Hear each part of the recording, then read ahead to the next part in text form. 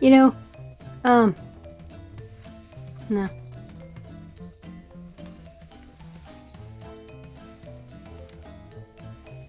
Greetings, you fools. You know, once upon a time, I was 7 years old, and, something happened. Perhaps. I only say I was 7 because I was born on the 7th, and so, once upon a time, I was 7, around the age of 7, and, we went to a Renaissance fair. Yes, we did.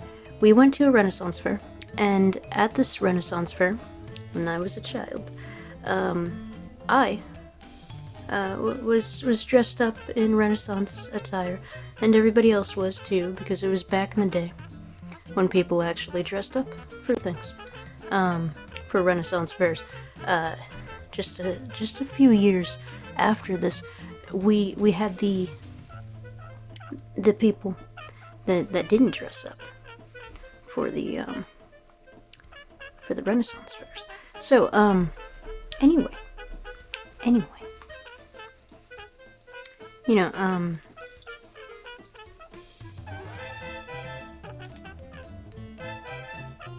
well, it's disappointing. It's disappointing when people don't dress up. So, anyway, you're here.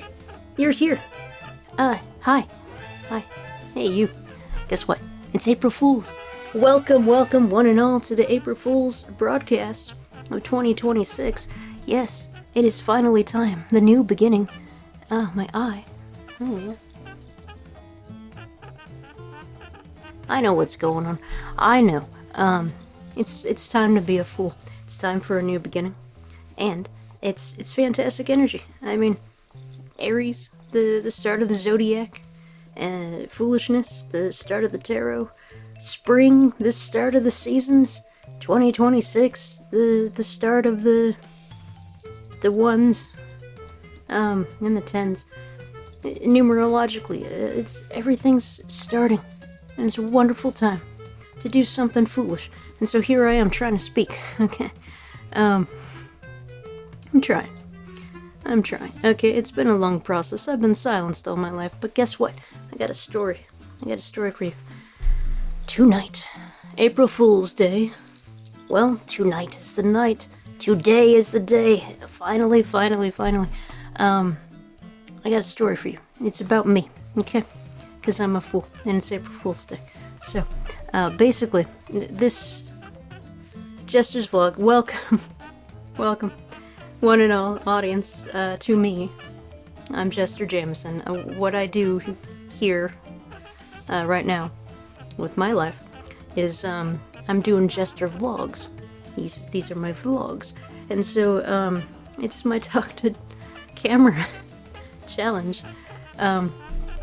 Still working. No. Still working on it. In editing, I realized I did the ums and the and the ums and the uhs, and so I'm trying to be consciously aware of that right now, before I get to the editing. So, damn it. Okay. Now I'm aware, so I can attempt to speak to you. It's April Fool's Day. It's a wonderful day. It's a wonderful night. And I got a story for you. Okay, so anyway, hang on. jEsTeRs vlogs, right? What are they? Well, they're my talk to camera challenge. I try to pick one topic. I don't do a script. I don't do any bullet points. I don't think about it. I just think about the topic and say, oh, I gotta do that and talk about it. And so tonight's topic, I still haven't had the official headline. It's about foolishness. It's about jEsTeRs. It's about basically me and my story, my evolution to becoming a fool, and what I'm currently doing with my channel now. Probably, I'll say I'll probably title it like what I'm doing with my channel. Whatever. You always think, you know, it's gonna go better than what you think, or how it is. So anyway, I'm trying to talk to you.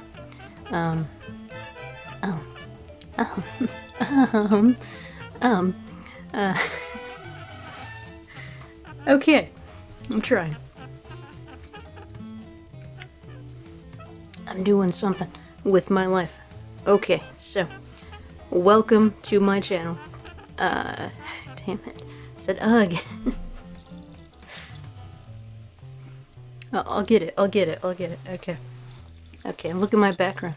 I'm updating my life. I'm evolving, and so I got some evolution stories. This episode is more like light-hearted and cheery, and that number 6 episode, that was darkness. Here's number 7, the light and the darkness.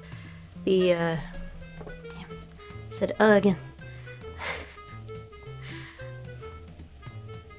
You know, sometimes the uhs and the ums, they sound good in one sentence, not all the time, but like they flow, and so I'm like, oh, I can't cut that out because it like transitions and whatever.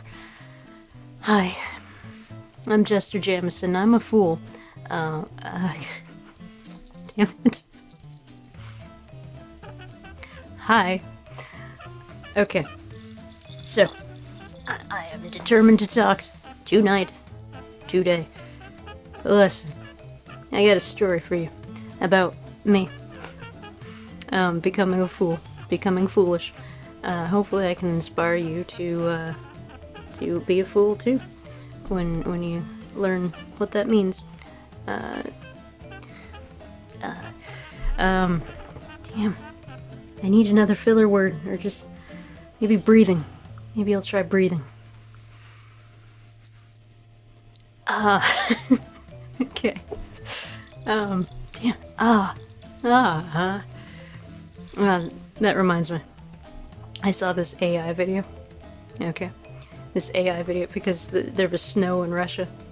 And so there was this AI video that someone made about all the Russians with the snow and everything. And at first, it looked so good. I thought it was real. And then some guy was walking, and his elbow touched, like there was 2 birds on sitting on something, and this guy's like walking, and I'm like, why aren't the birds flying away? So this guy like had his elbow to one of the birds, and a 3rd bird spawned and like flew because of the elbow. Anyway, it was an amazing video. And so, you know how the artificial intelligence is like getting all these humans together and like reenacting, and so this is what happened. Damn, I said again. So this is what happened. Okay, here's what happened. The artificial intelligence got these humans, these artificial humans, to react to something, like snow, like doing something, and so all these humans were staring at this thing. I'm trying not to say it's distracting me. I'll get it eventually. At least I'm trying. At least I'm doing something. Okay. My point is, the pretend humans all did this staring thing at the event, and all of them, because they weren't doing human sounds, they were just like an artificial interpretation of human sounds, and they're like, and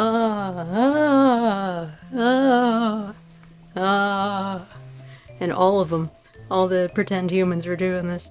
Like something happened, and all the humans, and so I don't have friends. I don't have a family, so I joined in this artificial video, and it was fun. I said, it was fun. It was fantastic. I started doing and it was amazing, and then I watched a real human once online, parasocially, and damn, I said, and I then started doing the just to mock life or whatever, and I was just like and the human on the other side of the parasocial dimension doing their video, they then said It was hilarious, and it was a nice moment for myself being alone. So anyway, I don't know what to say, but I didn't intend to start this video so foolishly, but here I am, trying to talk, and so I shall succeed. And my goal for this video is not to do the ums and the uhs. I'll try the all. Okay, so anyway, welcome.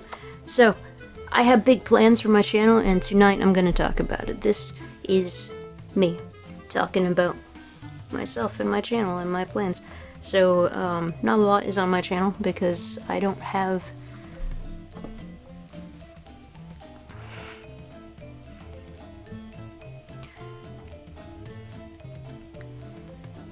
breathing. I didn't say it. I didn't say or gosh, what do you do when you're not saying or okay. So I don't have much content on my channel, just around 100 videos or so, but damn. However, I'm going to make more. So my big thing on this channel is damn, I said again. It's so natural. It's so natural. It's distracting me. It's I said damn it. I'm trying. Talk to camera. There you are. So yes. No, I did it again. This start to this video has not been exactly how I intended this to go. However, I am here right now and I'm talking to you, so I want to share my Renaissance story, and I want to discuss my future plans on my channel. Let's try this again. Okay. Welcome one and all. Welcome to my channel. I am jEsTeRJaMiSeN. You are a fool, and we are all fools here because it is April Fool's Day, April Fool's Night. It's a fantastic night to actually finally live for once. This is the new beginning. This is you and me right here, right now. And so I will tell you my future plans, because I got a lot of stuff in the future. But right now, okay, there's topics in this video. What I am doing with my channel is one of those topics. It's probably the main topic, but it's April Fool's Day, so I gotta do something foolish. So I'm gonna tell you how I became a fool first, and then I'll transfer over to all the topics of what I'm doing with my channel and how excited I am to do things in my life. And I was severely, damn. It went so well before the, I was severely traumatized, tortured, delayed, rejected, and all this stuff. And so YouTube is my last resort to have money. But I should be focusing on Skillshare right now, but I'm doing this. I could have made a different video, but I foolishly, because it's April Fool's Day, I decided to play some video games. So, video games coming soon. I should probably say something that'll excite the audience for the future, but I don't know where I am right now. So, anyway. See, this is the challenge, the talk to camera challenge, the jEsTeR vlogs. I just go. I foolishly jump off the cliff and see where I land, if I land at all. And sometimes it's amazing that I couldn't ever, that I could never right myself. However, I'm trying, I guess I'm trying not to say, alright, well, future plans are the future plans. I got a story for you. Okay, when I was about 7, I went to a Renaissance fair, and back in the day, people actually dressed up for the Renaissance fair, and, my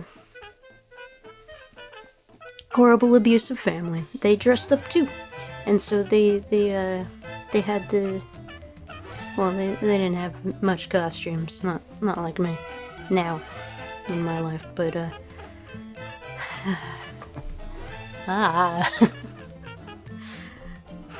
okay, so they dressed up, okay, Renaissance fair, age 7, Renaissance fair, core memory of my life, okay, because I didn't know it at the time, but it apparently affected me, psychologically, subconsciously, or something, I don't know, but here's what happened, okay, Renaissance fair, everybody's dressed up, we walk on dirt, with our fancy clothes, because it's a Renaissance, and,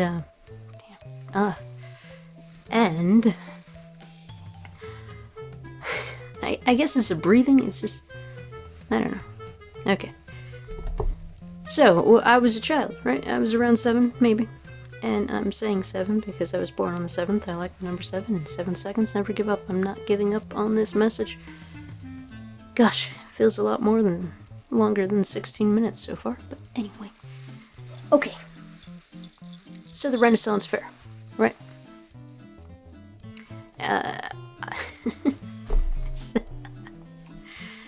gosh, it's so difficult, you don't realize until you see yourself in the recording, and then it's like, wow, I say a lot, gosh, okay. So it was a special time, and my poor family couldn't really afford things, but we all went to the Renaissance fair, and we dressed up, and I remember I didn't want to wear a dress at the time, because I didn't like dresses when I was a child, because I couldn't move in them. I wanted actually to be able to function, and wearing a dress as a child, well, the dress was, like, restrictive and stuff. Like, as a woman wearing a dress, you can be flirtatious and beautiful and everything, cute, but as a child, you want to play, and dresses get in the way, so I was very mad, and, my mother just, like, stuffed me in a dress, and she was mean about it, too, because, like, I couldn't pick my own attire, and then the whole, like, sexist thing with the traditions and the time, and, she was like, you have to do it because you're a girl, and... Did I have long hair back then? I know I hacked it off when I was 10. It's a Pokemon. Pokemon was, well, I was raised by Pokemon. There's my Raichu over there. It evolved from my Pikachu. So anyway, the Renaissance fair. I was around 7, possibly. And there were cool little events. Everybody, like, made little, like, wooden things, or like carvings, or jewelry,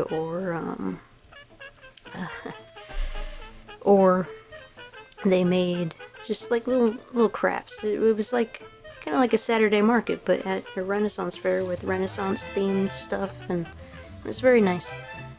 And I never really got to attend those too many times in my life. However, in this particular Renaissance fair, I think this was the first Renaissance fair ever that I ever went to, and it was a good one because they had so many events. It was like a really good Renaissance fair. People were in costumes, they had the possibly stilt walkers, jugglers, they had, what are those people on the horses, the jEsTeRs, and they had so many grand events. It was like the the biggest medieval show that ever happened in my life. And we went again a couple years later, and it was not the same thing. Everybody was like in t-shirts, and no events were there and anything. But as a child, like, people took the thing seriously, not just because I showed up, maybe. I don't know. The universe. But I said,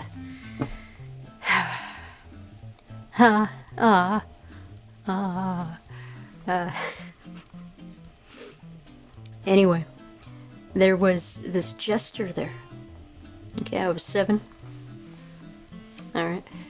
And there was this jester, and all the kids participated in this event.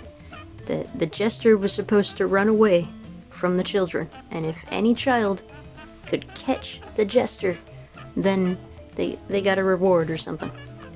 And so, a couple times I saw this guy dressed as the jester, and he'd like run away, and I saw children chase after him and everything. And I was a young girl who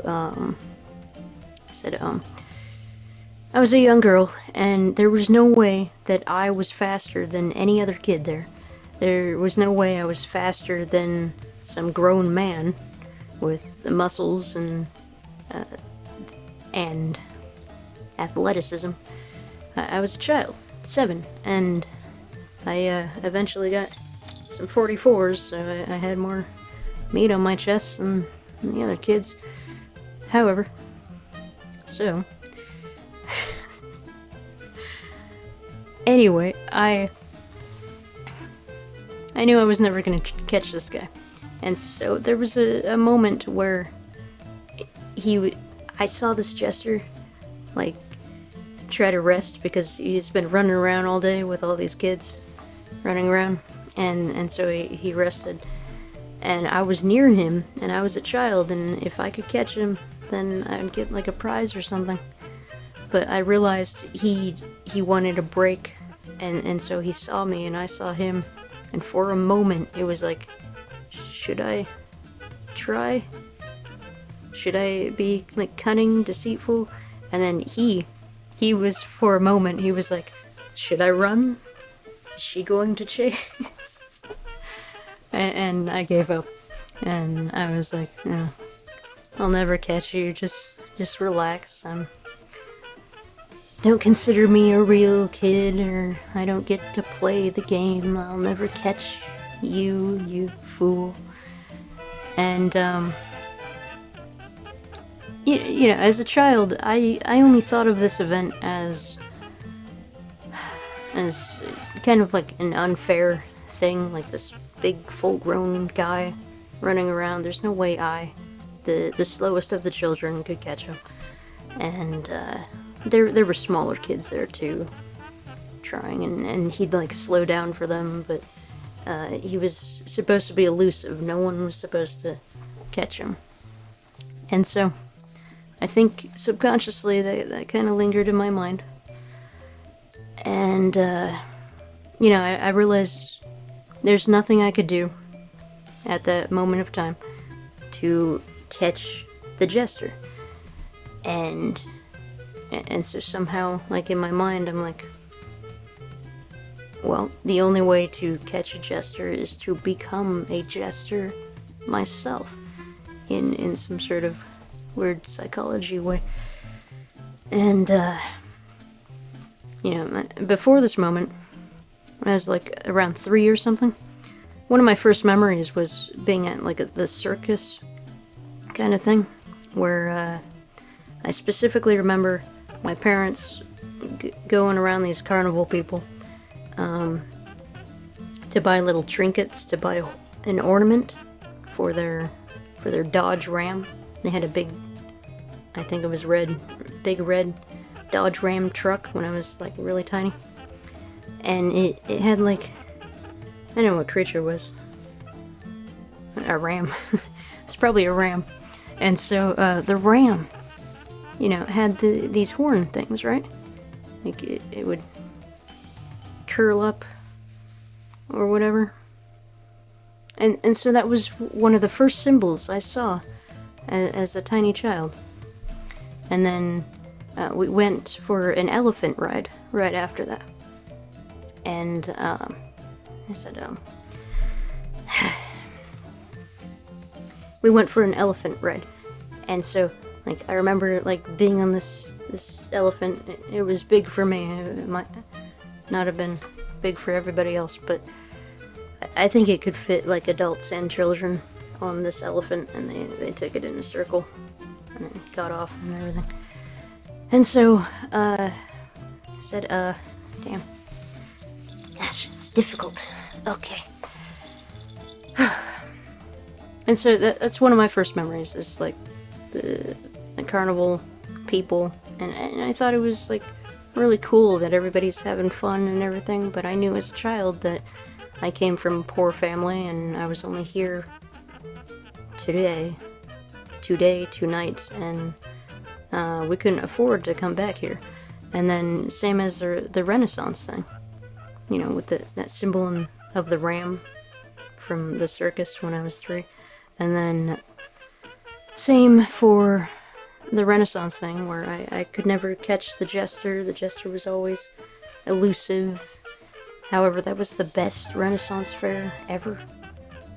Like, years passed, and we would go to the Renaissance fair. It was never the same. There were no games, there were no events, there were no, like, amazing vendors or anything. So that left an impression, a core memory of what life was supposed to be with all these events and theatrics. And, you know, the rest of my life never had that. And then we tried these pirate events. We exchanged the Renaissance fairs for the pirate fairs when we got older, in you know, late teens, early 20s for me. And so, you know, the pirate stuff wasn't that great either. They just get, like, leather stuff and knives, maybe some jewelry. It's not the biggest event. However, I said, yeah. However, you know, life was very disappointing after that. Like, there was the joy of an idea of what childhood could have been, of what life could have been, and now I'm getting depressed. It's unfortunate. So, that was a core memory, and so I think that affected me. I had the ram thing when I was 3 with the carnival. I had the elusive jEsTeR that I could never catch. I would have to become. And then the rest of my life. Yes. So, the rest of my life, is so difficult not saying, and I'm trying my hardest. My bestest.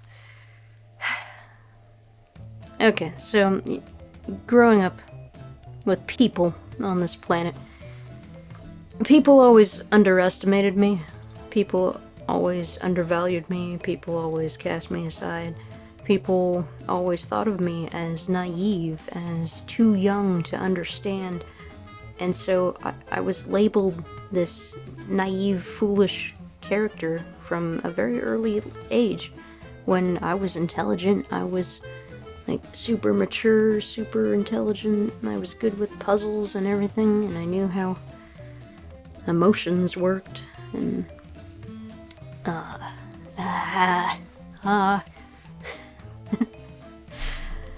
and I was outcast from society, and so I found myself in positions where I had to play the fool, because they were trying to lead the conversation down, like, a very bad way, and so I would just, you know, they labeled me as naive, as stupid, as too young, and so I took their labels and said, okay, you know, I'm too young for this. Okay, I'm too stupid for this. Okay, I'm too naive for this.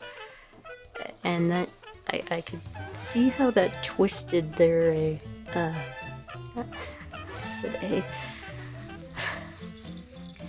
there. Am I just gonna linger on words? So I can see how that twisted there. Talking's difficult. Their agenda, like they had the setup to go somewhere, but I played the fool, and so their plan fell apart, and then they saw me as not a threat, right? When I was aware of everything they were doing. You know, the fool sees everything. It knows what people are doing, but it pretends. Of course, it doesn't start out pretending. People just can't think, and the fool can think, and they see everything. So, a lot of the times, outcasts of society are always labeled naive and stupid and distracted or something. Like, yeah. So anyway, it's kind of difficult to get all hyped up when I don't have music while I'm recording, so it's just like dead silence, besides for the air conditioner that just spawned. Yes. Anyway. So that was my core upbringing, right? And then, gosh, and then I met people in my adulthood, and they, this particular DJ called me naive when, you know, talking to someone else, he would say, "Oh, she's so naive," and that really hurt me. I tried to say, I think I love you, and he was like, "Why don't you go look up love in the dictionary and get back to me?" Who says that? So, like, the way I was treated, I was always cast out, pushed aside, laughed at, pointed at. Just random people on the street would just point at me and say, like, "What is that?" I wasn't looking weird or anything. I was just walking around in normal clothes. And still, people are like, "What is that?" And they giggle and laugh. So, damn it. Said again. So,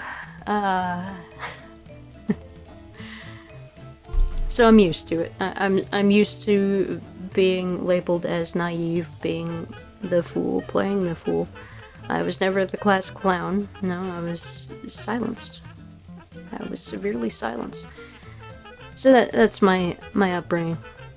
And so after this DJ called me naive, and I couldn't take this, like, I would hear that word everywhere, like naive, naive, naive, and it destroyed me emotionally everywhere. And so, once upon a time, I opened a box with a knife at the Art Institute of Portland in the equipment cage, and some cowardly child in their 20s saw this, and they said I was too dangerous, so I was suspended, and then I lived with the abusive supervisor that I trained to get that position, and that's a story for another time, but he was dangerously unstable, so well, you know, when you're trying to escape a dangerously unstable kind of person, well, you have to kind of leave an impression to not be messed with. So I took a knife and I wrote a note, right? I wrote a note, and then I took a knife and I put the note on the wall, and then I hammered the knife in to the wall, and the note said something to basically tell him that, you know, don't try to attack me, because I've got a pretend support system at the time when I tried to live with my cousin and not live with this unstable violent guy who didn't do anything but yell at me, but he kind of confided in his potential plans to do things, but that's a different story.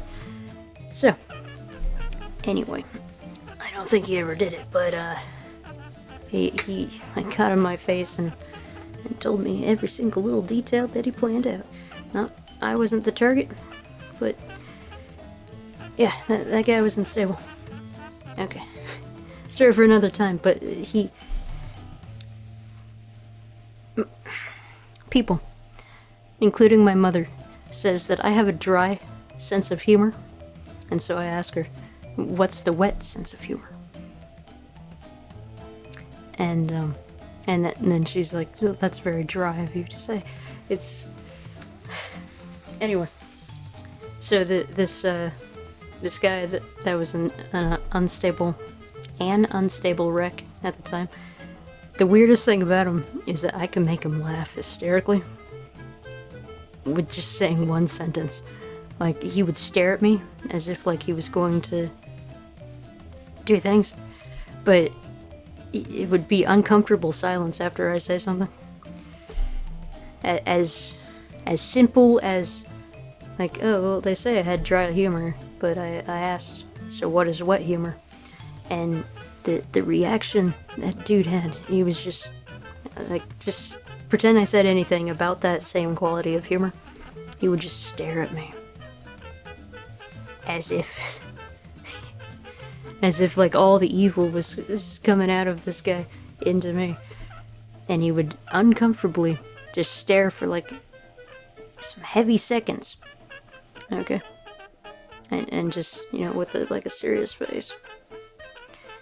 And then after like a few seconds go by and I'm about to get worried, you know, it's like, this is awkward, why are you staring at me? And damn, I said again. And he'd like stare back.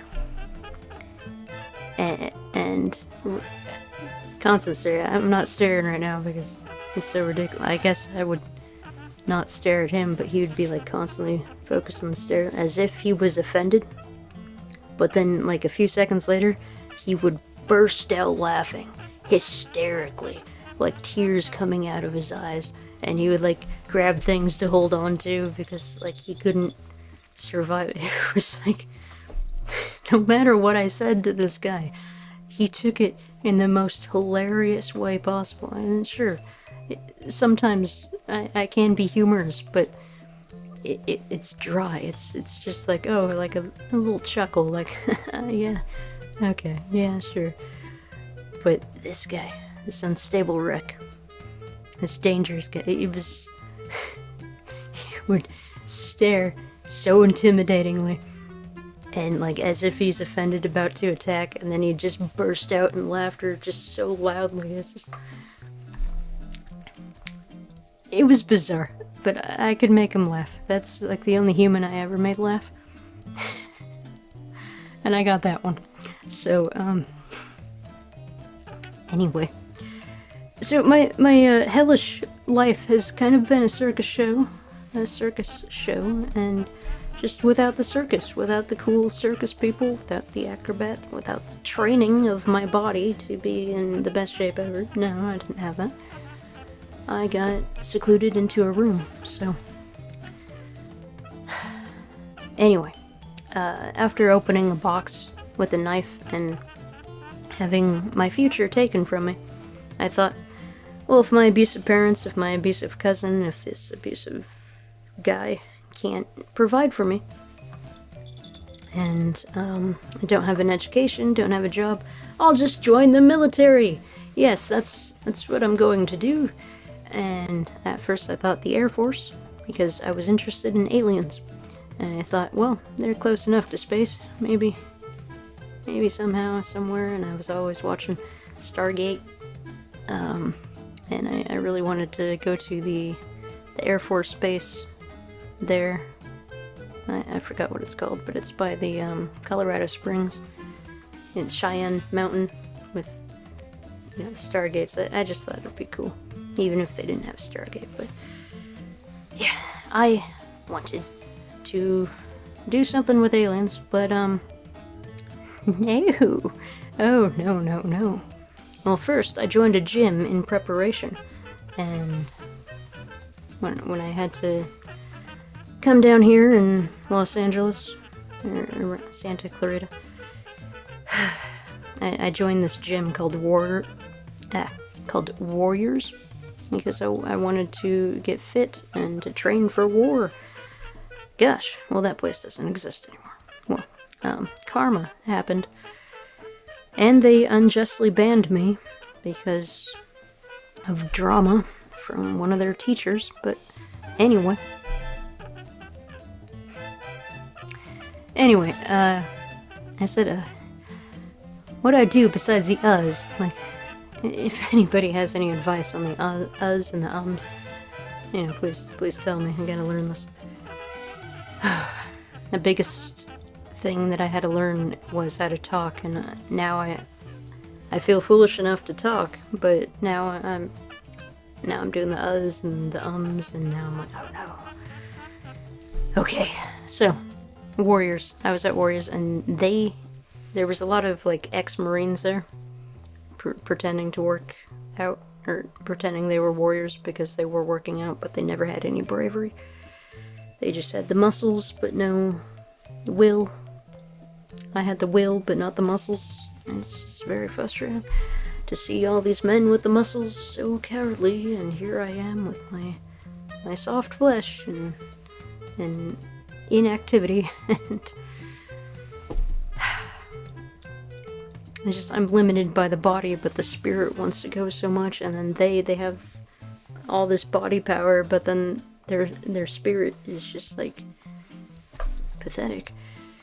Anyway, so I was originally doing the Air Force thing, and they redirected me into the Marines. I'm like, okay, I'll be a Marine. And so they don't teach you how to fight in the Air Force. They teach you how to fight in the Marines, supposedly. And so I'm like, if I'm going to be joining a force of war, I want to actually learn combat. And I learned more combat skills. I learned... Okay. Hang on a second. I guess you can see. Whatever. My ear's itchy. Just a second. Okay, so anyway. It is 7:10 in the morning of 4/1. It is April 1st. I was born October 7th, so it's like 7:10 in the morning. And it's 36 seconds. I am 36 right now. Hey. You know, April is like the opposite of October. And April Fools is kind of important to me, since I'm a fool and I'm trying to tell this foolish story. And so it's like this duality thing, like half of the year away. You know, there's my birthday, and then there's today, April Fool's Day, and I'm a fool and I'm trying to tell you why. So anyway, where was I?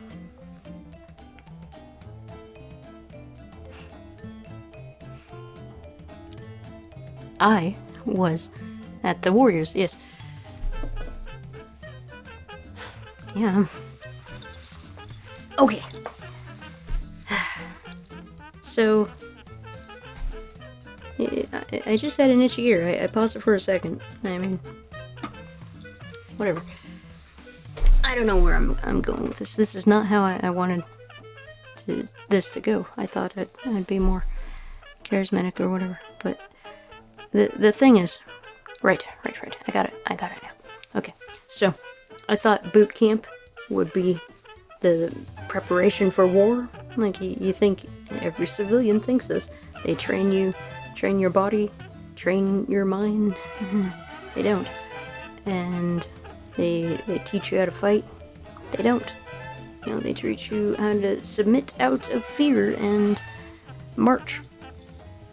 I was really bad at the marching, apparently. No, they singled me out. Like that cosmic divine thing, they could sense my soul, they singled me out.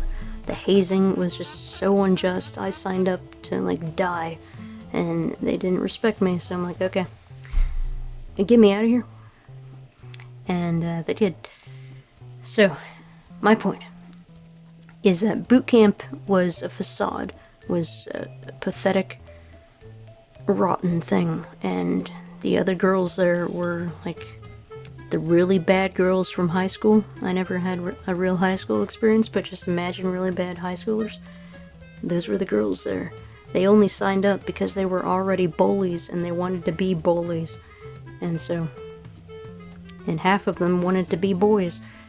And so here I am wanting to be a girl and wanting to be kind, signing up because I had a protective instinct. But no.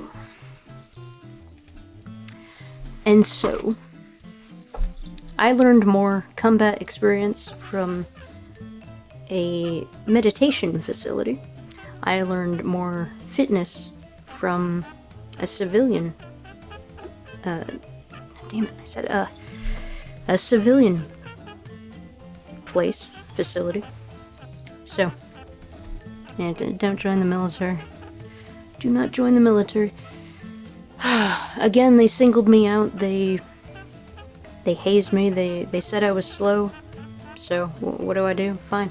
I'll be slow. Okay. You're gonna call me slow? I'll be slower. You're gonna call me... Damn it, I said call me whatever, then okay. I'll be that. If that's how you're gonna paint me to be, why even bother trying to be my best if they're gonna condemn me? So, there was this one point where the head drill instructor lady was trying to talk to the other girls, and she's like, any more questions? And it was a small group compared to the others. This the rare time that we actually had like a conversation, rather than them just drilling all the time, of the abuse and manipulation and the gaslighting.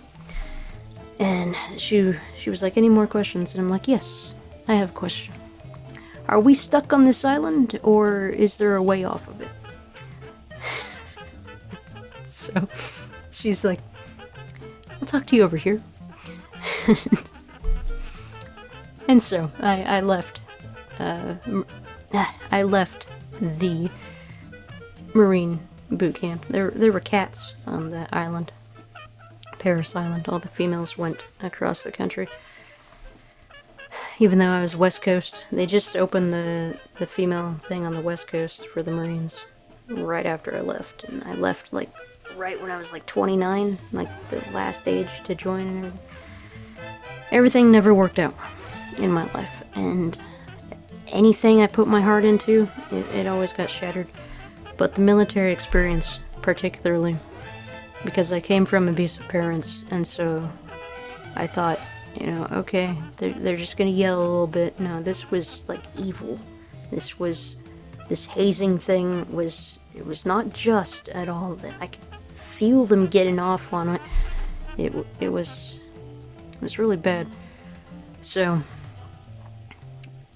you know, I researched a little bit of what was to come, like their swimming thing, the guns and everything, and you know, the suicidal desire to end it. But I'm like, I don't want to swim. Not with these bastards yelling at me. No, take me out of here. I will play the fool. They call me slow. They say I'm unfit to be a Marine. Then I will tell them in a letter that I write like at 3 a.m. I am unfit to be a Marine. Get me out of here. I am not Marine material. And a little story about this hat. So after I left the military, like the military was all about like, it's not order, it's chaos. The military was about control mechanisms, about gaslighting, about fear states, about this evil harvesting thing. Basically puppeteering. Sending little pawns to be destroyed. And so, I already developed this jEsTeR character in my comic books, but now I became the jEsTeR character for myself when I developed this no strings attached mentality. It was right after I let them kick me out of Marine boot camp to where I was like on my path to be a jEsTeR. And that's when I started calling myself jEsTeRJaMiSeN. because I created this jEsTeR in my stories, but that was a different character. So I was a jEsTeR, but I was jEsTeRJaMiSeN, so I was jEsTeRJaMiSeN. And basically, cut yourself free from your manipulators, your puppet masters. And that's my story of how I became a fool. And still, I was not a content creator then. Still, I thought I'd just do art and just call myself jEsTeRJaMiSeN and just do comic books or write a novel. Maybe do, Fiverr? Do art for other people.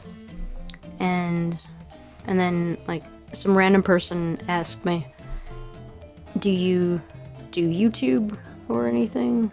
And I'm like, oh no, not YouTube. Like, I couldn't ever, no, just one negative comment and that would send me spiraling into this whole depression thing, and that was, oh, what was it? That was around 2023. And then in 2024, I did my first YouTube video. And, on April Fool's. So, yeah, yay for me. And now I'm learning how to talk. A year later, 2025, I did another April Fool's thing, which was the start of my jEsTeR vlogs, trying to talk to camera. And now, 2026, here it is now. Again, April Fool's Day. And here I am, still alive, and now focused with a determination to do this content creation YouTube thing. Because I've been rejected and delayed in life so much. Like, I'm willing to play the fool, to actually be the fool, to risk it all. Because if I don't reach out, then I'm not gonna get the good, and I've already had all the bad. And it's by reaching out that I get the good. So, as annoying as it would be to get a negative comment, the first comment ever, well, that shouldn't happen. A lot of karma's gonna go on that one, but I will continue to do this because one little comment, one little dislike, no. This is my path. Like, I've been forced onto this path. I never intended to do YouTube. I never intended to be this, to be like a carnival kind of jEsTeR creature, but like all the events adding up, like I'm looking back on my life and I'm piecing together all these jEsTeR foolish moments, and I'm like, yeah, that really stayed in my mind. This actually inspired me. That really sent me off in a completely different direction. I was very patriarchal. Patriot. Now it's a foreign word to me, gosh. I was patriotic. Yes. I had the desire for a nation and to be a part of a society. I had that foolish desire, and so I was into all this, like,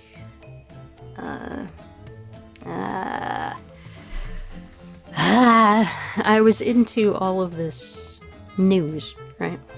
This news that was like on the dark side, that was banished, that was banned, that was like the information war and everything. I was like deep into all of that. Like, everybody was getting silenced, right? I've been silenced all my life, and then these people, like, actually talking about real world events, about these big disasters, like, say an explosion happened and there's like body parts, and people actually reported on it instead of like hid the information. And you know, these freedom speakers, like there were so many speakers risking their lives just to tell the truth, and that really inspired me. And that's when I like shifted my comic books to focus on this character that spoke the truth, and there was this war and everything. And he was a jEsTeR. So, like, you know, rewind time when I was 3, we got the ram symbol, and then which just happens to be the Aries symbol, and it's April Fool's, and the Fool is the beginning of the tarot, the start of everything. You know, it's interesting. And then I'm a Libra, which is like the polar opposite, the shy one, the people pleaser, but then the polarities have shifted, and now I'm pleasing myself and not being silent. So like what Aries do, and Aries are supposed to learn how to care about people. Anyway, it's part of the maturity evolution process. So my point is, yeah, 3 with the ram. My comic book character was a jEsTeR, and then, you know, the jEsTeR of the Renaissance that I could never catch. This was like an elusive kind of guy. And in my comic books, he was like a speaker of the truth, and so he had this fish, this robot fish that could fly around and broadcast the radio, like an underground radio, but it's overground because of radio waves, and it could fly, and it's a fish. I once had a co-worker. Okay, this was back in like 2011 in the equipment cage of Portland, of the Art Institute of Portland, and this co-worker, he really liked Magikarp, probably because the Pokemon fish was so like discarded and rejected and like an outcast, so he liked this fish. And he was an interesting character. He never turned out to be a good friend, but I did enjoy working with him because he was actually intelligent and we worked well together. However, he wasn't on my side in the end when I really needed a friend, and so that was kind of heartbreaking that I had such respect for this guy who didn't think of me like anything, just like that DJ. I wanted so much with that character, and he's like, oh, she's so naive. And then this friend that I was supposed to have, this co-worker that we were working well with together to actually make a job happen. Like, I'd run away from my abusive parents to go work for free, just like one of my parents did. Well, that's all I knew, because I was raised that way, to self-sacrifice for nothing. And that's kind of what I'm doing on YouTube, because this isn't paying off right now.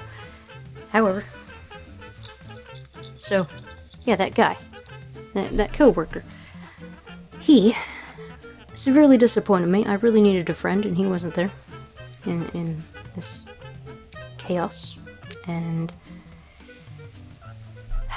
he showed his true colors, which were not appealing. And so, in my comic book, I made this character similar to an essence of him, and eventually it evolved into more of like this foolish jester thing, but this was like 2011, okay? Back in that day, gamers were like a new breed of human back then, and I didn't even know what Steam was back in 2011. I didn't have access to like a computer or anything. I was trying to do 3D animation for my own novels that I was writing, and I wanted to transfer that into like 3D animations. And meanwhile, people were playing these games on this platform that was on the computer. It was called Steam, and I didn't understand any of it back in 2011. But this guy, I think he was one of those gamers. It was a foreign thing. It was like a new breed of human. Like, you got the goths, you got the emos, you got the preps, and now there was a new thing. There was a gamer. And so, that's what he was, I think. And so in my comic book, I took the good essence of what I liked from this character, of what he inspired, and all the thoughts, the ideas, the ideal version of him. And since he liked Magikarp, well, I I gave this guy in my comic books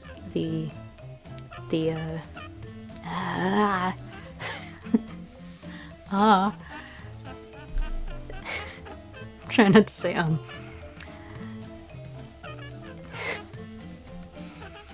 I gave my comic book character a mechanical fish that flew and talked, and that was the birth of my cyberfish that you can see on my website. That's the jEsTeR and the cyberfish. And yeah, because that one coworker who abandoned me and was never my friend, I made him friends with the main character of my stories, and they worked together in an equipment cage, and I was mainly focused on this one guy and his robot, but once I started working on this character and his robot fish that was doing this like information war broadcast thing, this story just took off and off and off, and he was a jEsTeR, he was a fool, and then I went to the military, I got cast out, and I'm like no strings attached kind of thing, and then with the whole patriotic thing, I showed up to vote one day, and I just said,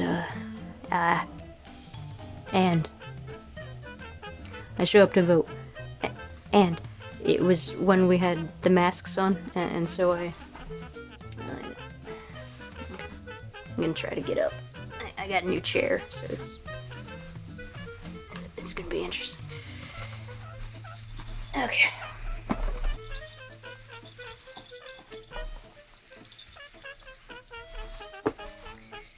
Okay, hang on a second. Sit down in this chair. This is a cross-legged chair, so there's plenty of room. Plenty of room. Okay, so I show up to vote, right? And it's around the COVID era of time. And so, in this COVID era of time, they say everybody must wear a mask, right? So I show up wearing this. And I'm ready to vote, right? To cast my vote. And hang on.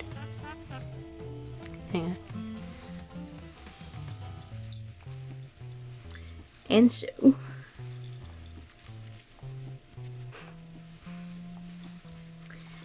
one ear at a time.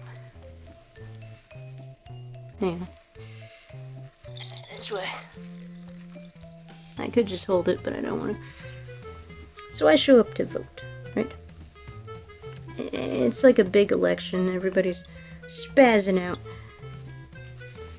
It's the COVID time. Okay, so I show up to the vote. I have to wear a mask to be valued by society, right? And so I show up, not in this outfit, but with this mask on. And I'm here. I'm ready to vote, and so I stand in line. Okay, they let me stand in line inside the facility. Okay, keep this in mind. This is just like the military. About the hazing and the gaslighting and everything. So they let me stand in this line with this mask on. Everybody else is having their trendy mask on. And so I get to the very end. The very, very, very end of the line. And what do? Well, they tell me I can't come in. I was waiting there for like 2 hours in that line, and they wait until I get to the very end. Okay. Hang on.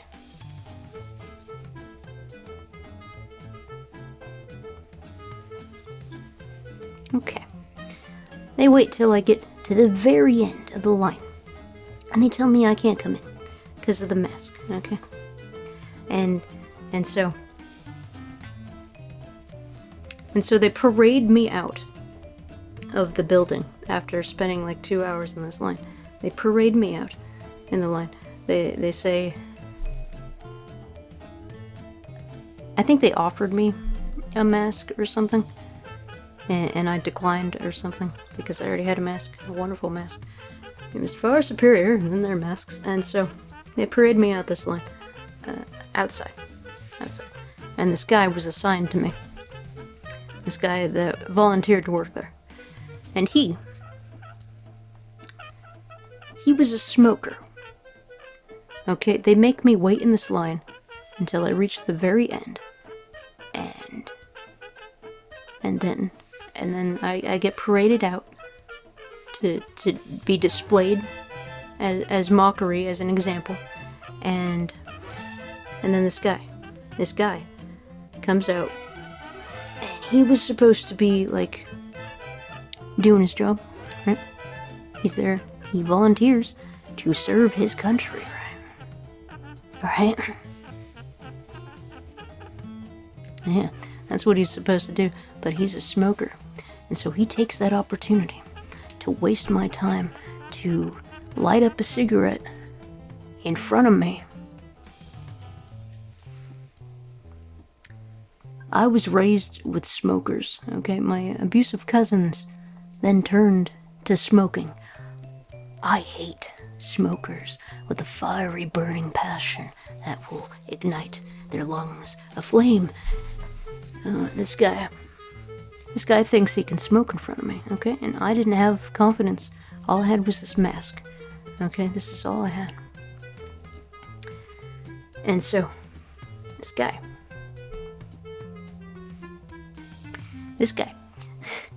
he starts smoking, and I think it's, I forget what year it is, probably 2020, probably the other one, 2024, maybe that, no, 2020, or I forget which one, the one before that.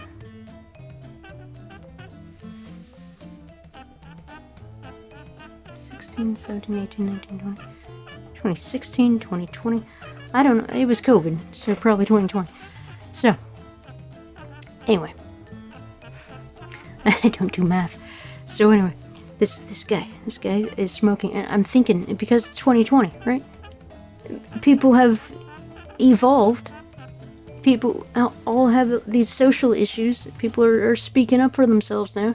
I said, people are now aware of all these medical conditions, all this psychology, of all these emotions.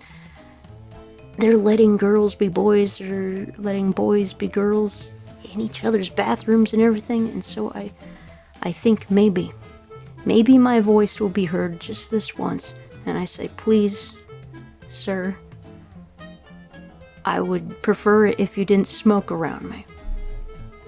I was very nice about it. And he got in my face, looked down at me, and he told me, I don't care. Okay. Some moronic imbecile dressed in an American flag looked down aggressively at a girl and said he didn't care as he lit up a cigarette. And I was there after I was willing to die for my country and everything. I had to shave off the tattoo of my neck for years, bleeding, because I didn't want to be around my grandma anymore. So I kept, I scrubbed my flesh off one time just to try to get the tattoo off my neck. That's how I bled from my country. It is by scrubbing the flesh off the back of my neck to get rid of a tattoo, because they couldn't make an exception for my existence. And so this guy, this patriot in an American flag, he smokes, and he tells me that he doesn't care about me. And so he goes and lights up a cigarette instead of doing his job and tending to me, the one who was outcast, the one who was paraded out the door. Instead of hurrying up with me and then taking his cigarette break, no, I had to wait for him. They made me wait in line until I got right to the end. They said, submit. I said no. They paraded me out as an example, and this guy said that he doesn't care about me. And so that altered my agenda. I was no longer a patriot. I was a rebel. I was no longer a voter. I became the jester. And so there was that. He was like, I don't care, I don't care, I don't care. There was the DJ, you're so naive, you're so naive, you're so naive. And then later I asked the spirits, who I talk about, who tortured me sexually and everything. I asked them with the things, the divination rods, did any spirit ever anywhere, did any soul ever care about me? And they said no. And so, like, all of this stuff just compiled and compiled. I fell into a deep, dark depression. And, well, the stress of all that kind of cemented my path to the middle ground. No longer left or right, no longer up or down. Heaven cast me out. Hell cast me out. Like, it's...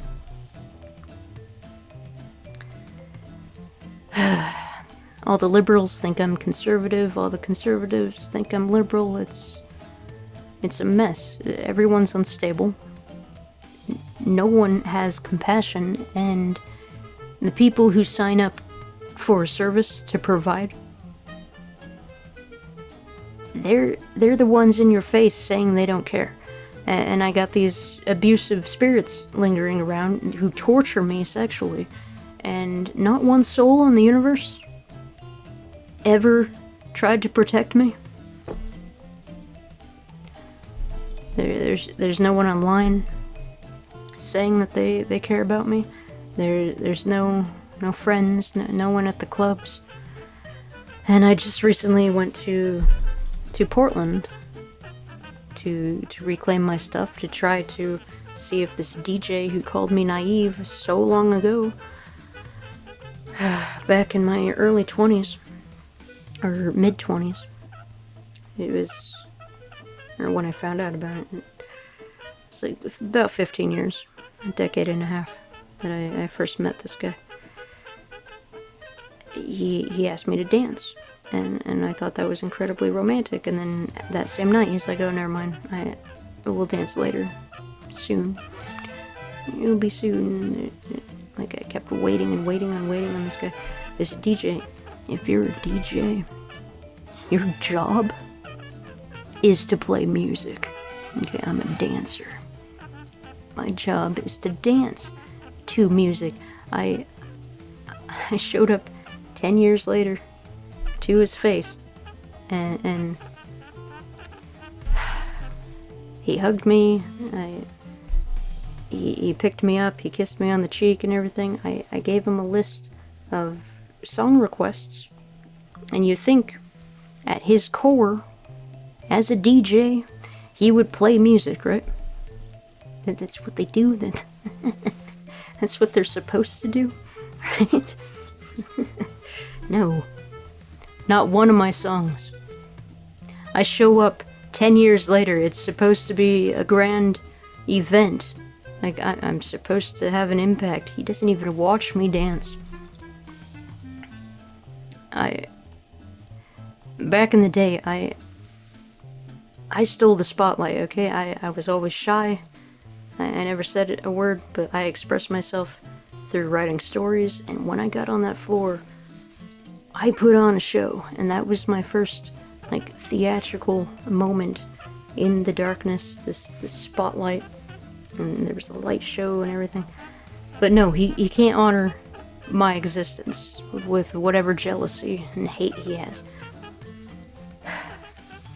And that really devastated me. After all this time, I think, okay, he has a daughter now that's a decade or so old, and maybe he cares about women now. He stops playing the sexually abusive content on the screens at the clubs. And he didn't acknowledge that. he silenced me further. I tried to have a conversation to work things out with him. He silenced me further. And so that, just after everything, I went 1,000 miles to try to connect with this abuser, reconnect, because still, after decades, I have no one in my life. And yeah, I'm gonna make a video about him specifically and the whole Portland event later, but yeah, that was really devastating, and that further motivated me in a way to speak, to reach out to anybody, because I am alone. For decades I have no one, and it's not fair for this guy to be surrounded with people and then ignore me like he did on one song. He said he'd have a conversation. He said he'd talk, and he didn't. So yeah, so anyway, that's my story of how I got here. He just happens to be an Aries.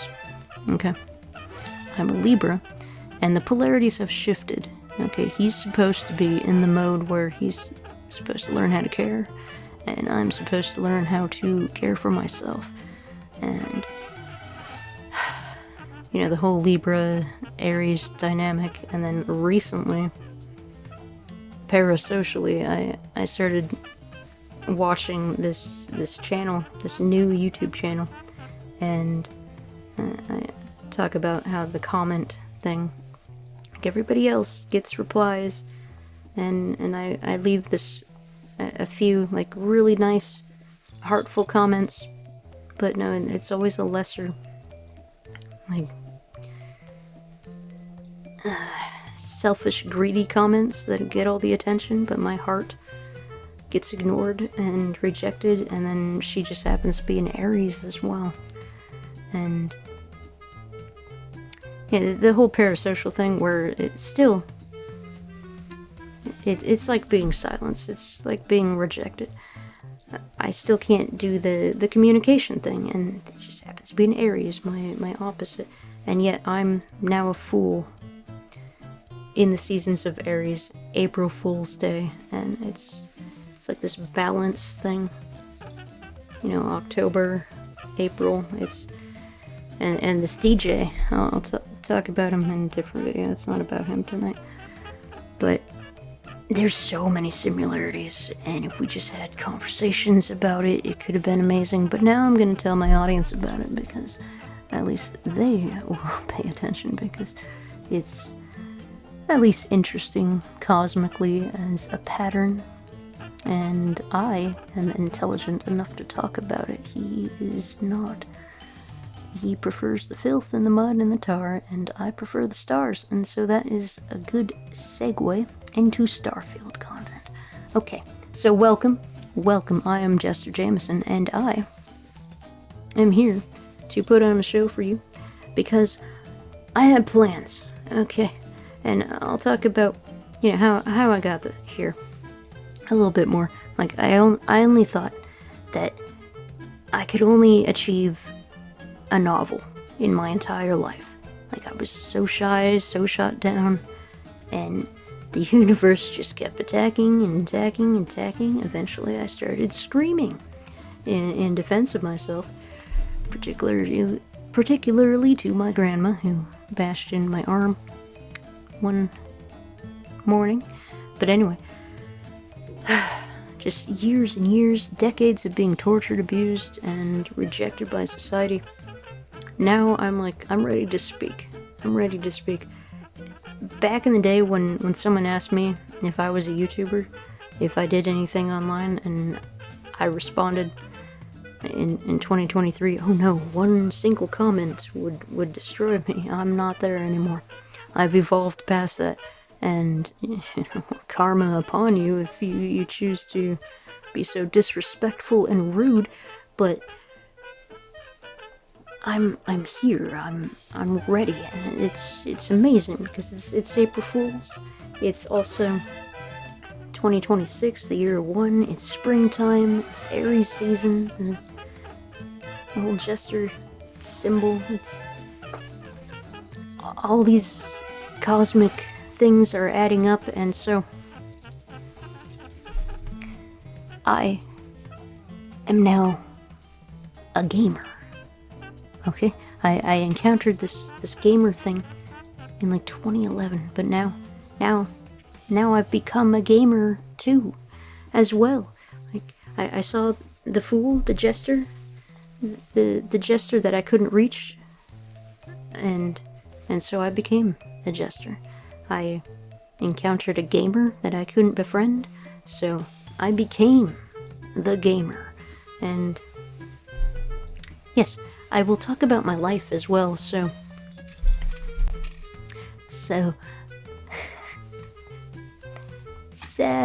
okay.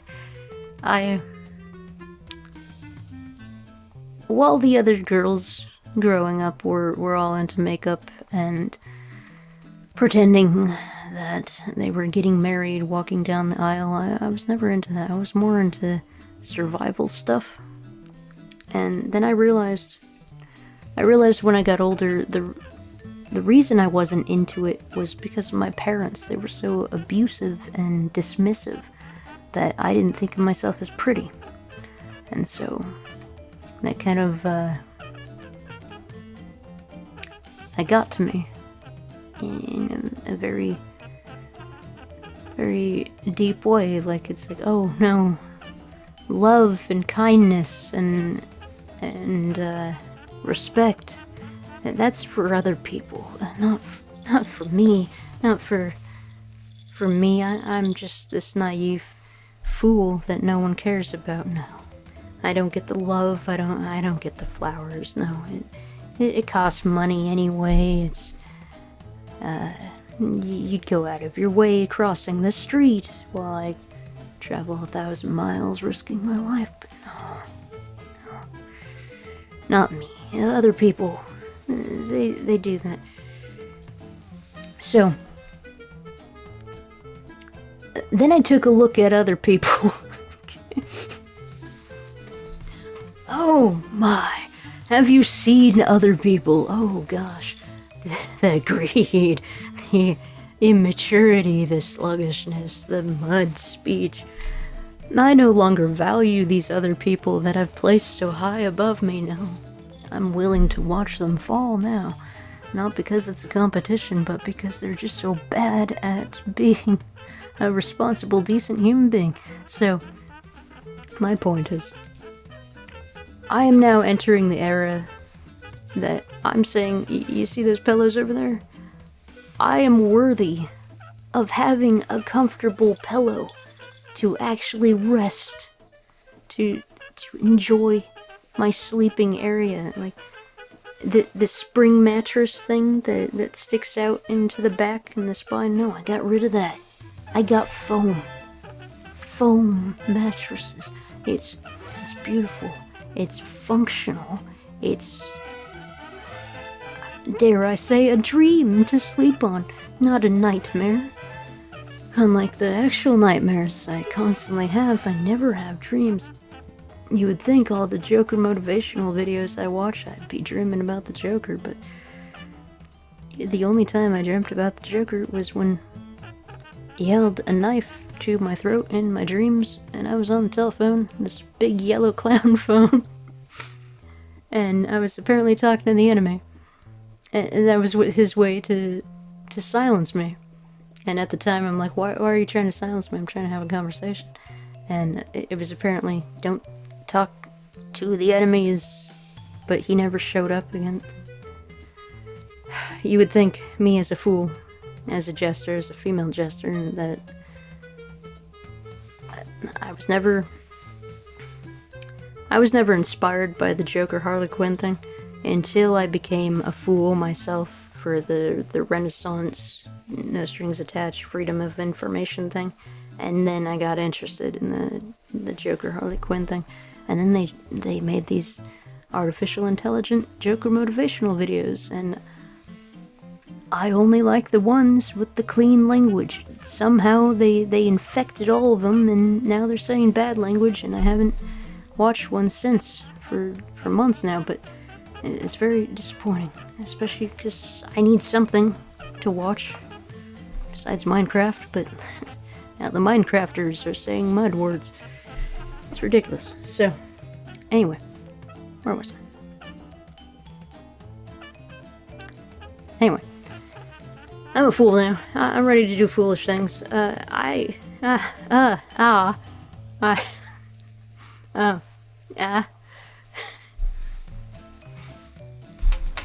Are you ready for video games? I'm ready for video games.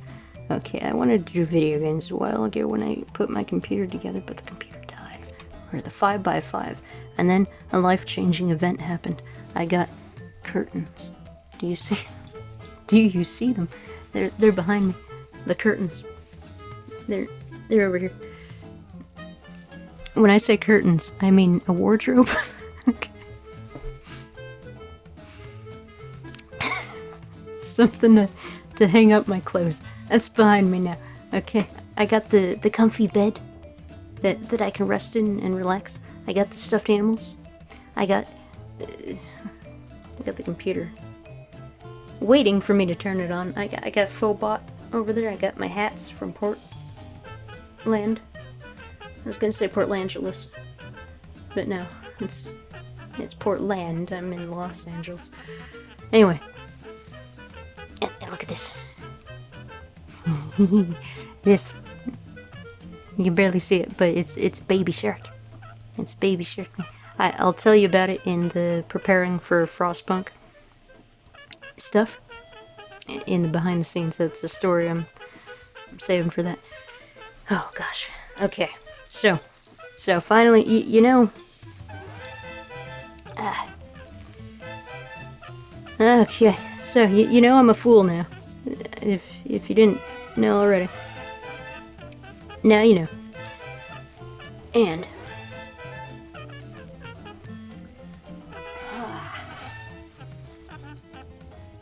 okay. So now you know that. And now do I look better with the mask on? Now I get this human face. It's the beauty thing. It's just whatever. Yeah. Something like that. Whatever. Okay, so now it's video game time. Okay. It's video game time. I'm so excited. Starfield, look at this. Look at all the lint on my hat. Okay? I didn't intend for that, but I got these new towels, and the towels made the hat all sparkly with stardust. So, Starfield. Guess what? Starfield's getting an update. Oh gosh. I'm doing Starfield things, okay? If you know anything about my channel so far, which you're probably not, I don't know. You're probably watching this in the future, okay? So, I'm gonna make a lot of video game content in the future, which is now, because it is now April, and I gotta do things. I've been playing a lot of Raft. I've been playing a lot of Frostpunk, and that other water game, Subnautica. Yes, Subnautica. The what is it? Subnautica 2 is coming out soon. Starfield just got a new update. I'm doing the whole Fallout thing. Oh, I got so many video games. All the video games. It's building. It's crafting video games. I'm doing roleplays. Okay, I'm doing tricks and tips for like added bonus video game content. But so many video game contents. Gosh, so inspired. So very inspired. But I started my channel off with spirituality, with not religion, with me. I needed to talk about me. I needed to talk about my traumas, myself, I needed to put myself first before the video games, because if I just got like a bunch of followers off the video games, sure, the video games get the attention because they're video games. I mean, they're amazing, and I know what I'm doing with them. So, and you get to see. However, it takes a lot of editing, a lot of time, and eventually technology like changes and adapts, the mods and everything. So, oh gosh, I'm so excited. I'm so excited about the video games. It took forever. I met with severe delays. I wanted to do this all in 2024, but then, like, the cosmic interference and everything, they tried to kill me. The demons or whatever. And I got really sick in 2024, like for 6 months. I was bedridden. I asked my grandma to get me medicine because I was bedridden for 6 months. Could only barely get up to use the bathroom, and then I'd have to collapse back on the bed. Like, it was terrible. Like, there was sweating and the throat thing. Like, I could barely... I would have to, like, keep myself awake just to breathe. It was, like, really bad, and I have no idea what it was. On a medical thing. Recently, my left armpit, there's a lump in there now. I don't know what it is. I can't afford to get anything checked out, but I've been monitoring this, and it's getting bigger, and sometimes it's painful, and right now it's not painful, but I don't know what it is. I don't know what it could be. I always thought if I ever did get cancer, I'd never get the chemo stuff, because I wanted, like, my body to just kind of deal with it, but my whole life has been stress, so I'm sure I got a variety of stress-related illnesses, and that's the root of all the illnesses, the stress. It's just... oh, whatever. I don't know what it is, and I'm not gonna make a big deal out of it, but it is something I am monitoring. And my teeth, like, I can't even afford to fix my teeth. It's remarkable, like, how much they're damaged, and yeah. Anyway, I was saying something. I forgot what. There's video games, medical, mysteriousness. Where was I? Starfield? Right, I was dying. I forgot. Okay. Right. And so when I was dying and just sweating out in bed, I could barely even breathe. I asked my grandma, with the limited strength that I had, to please get me medicine. And wow, even my throat's kind of... let me take a sip of water. I didn't pause that. Oh, I hope you were recording all this time, because I thought I... Were you? You better have been recording. Okay, pause. I don't want you to just... I don't want to be one of those drinkers in front of an audience. It's weird, so... Here's the pause. Ah, okay. So, oh, check it out, 1:33:44 on the recording. So, of course, I filmed another bit before this, so that's probably not the time for you on the YouTube recording, because I stopped, and I probably will include it anyway, because I wasn't as theatrical as I thought I'd be during this performance, but my point is, so I was dying, right, and I asked my grandma for medicine. You'd think she'd go get me medicine, right? Her only granddaughter, dying for 6 months. No, she gets me lollipops. Not lollipops. Popsicle sticks. frozen popsicle sticks. She's never done that ever in my entire existence. We don't even do the sugary stuff here. Like, I barely ever do the sugar. Oh. And definitely not, like, the mainstream normie sugar stuff. Like, if I'm gonna indulge, I do, like, Ferrero Rocher, like, you know, quality chocolates or whatever.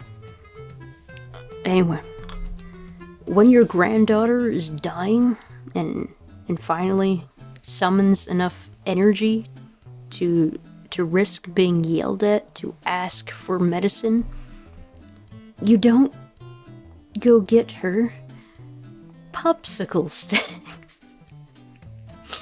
What the hell? What the hell? So, anyway, when I came back from Portland, and there were, she bought me these devices that eventually were recalled, devices that helped, like, pump up the tires or something. I had to get my own, because the devices that she got to help on the road if in the event I break down or something, the devices she got were recalled. And so if I were to have used them on the road, it would have possibly risked an explosion, some sort of fire. And so when I returned to Portland with all my stuff, it's a different topic, but whatever, I'm talking about it now. My previous room, the room in the front,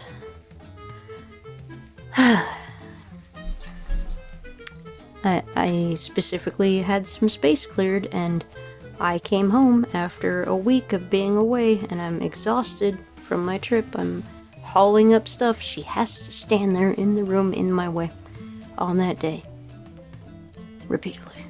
And then finally I get all my stuff in that room. You know, she's like physically blocking my progress, my sanity. She's so evil. And so, what happens? I say, hey, good thing I didn't blow up on the way back, right? Because in reference to the recall thing, like, good thing I'm not in flames. She smiles like a demon. And she's like, yeah, yeah, good thing,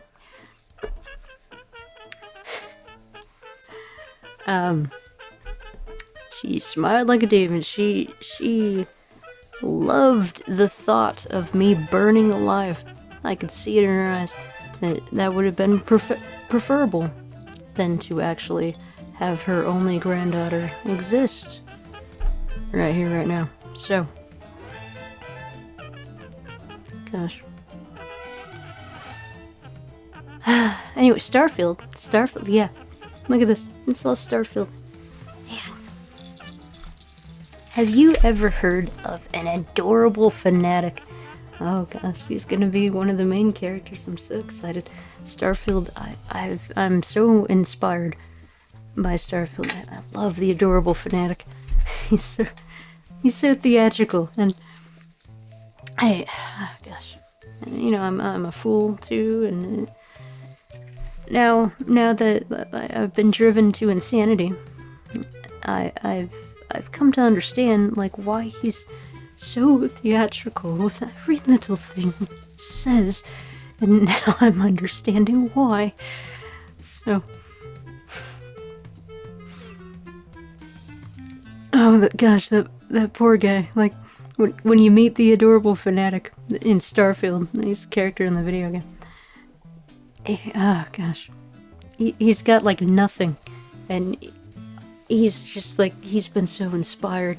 And, you know, I've been there before, like, so suicidal, and then you see this content creator, and then you're, like, you know, I was never a fanatic, but I've been, not the ums. I've been happy once that I found someone mildly entertaining to keep me from leaving, so to speak. But then they tainted themselves, and I was severely disappointed. But anyway. Oh gosh, the adorable fanatic. Like, he has nothing. He has like no money, no anything. He's just got this like obsession with the main character, the player character, and yeah, he wants to go on adventures and everything, and so like it's just all theatrical. And the thing is, you know, like, oh well, we should start a fan club fee. Here, I'll pay for a lifetime membership with the remaining money I have, which is like, what was it, 40 or 30 credits? Or like, just the idea of this guy who's completely broke in this starfield land where there's spaceships everywhere, in this city that has my name, Jameson. It's just, I'm very interested in doing in Starfield content. Of course, I plan on meeting him in Neon, and so I guess that's a bit of a. I'm very good at the console commands. Okay, when I do the Bethesda games, there's going to be a lot of mods and a bunch of cosmic console commands. Not the consoles. We don't do consoles, no, commands. Command interface. It's a computer, not console. Computer commands. There we go. I have hair. Here it is. Okay, so Starfield's like a big main thing for me. I'm so inspired. I love building the ships. I love the base building aspects like in Fallout 4. I played so many hours in Fallout 4.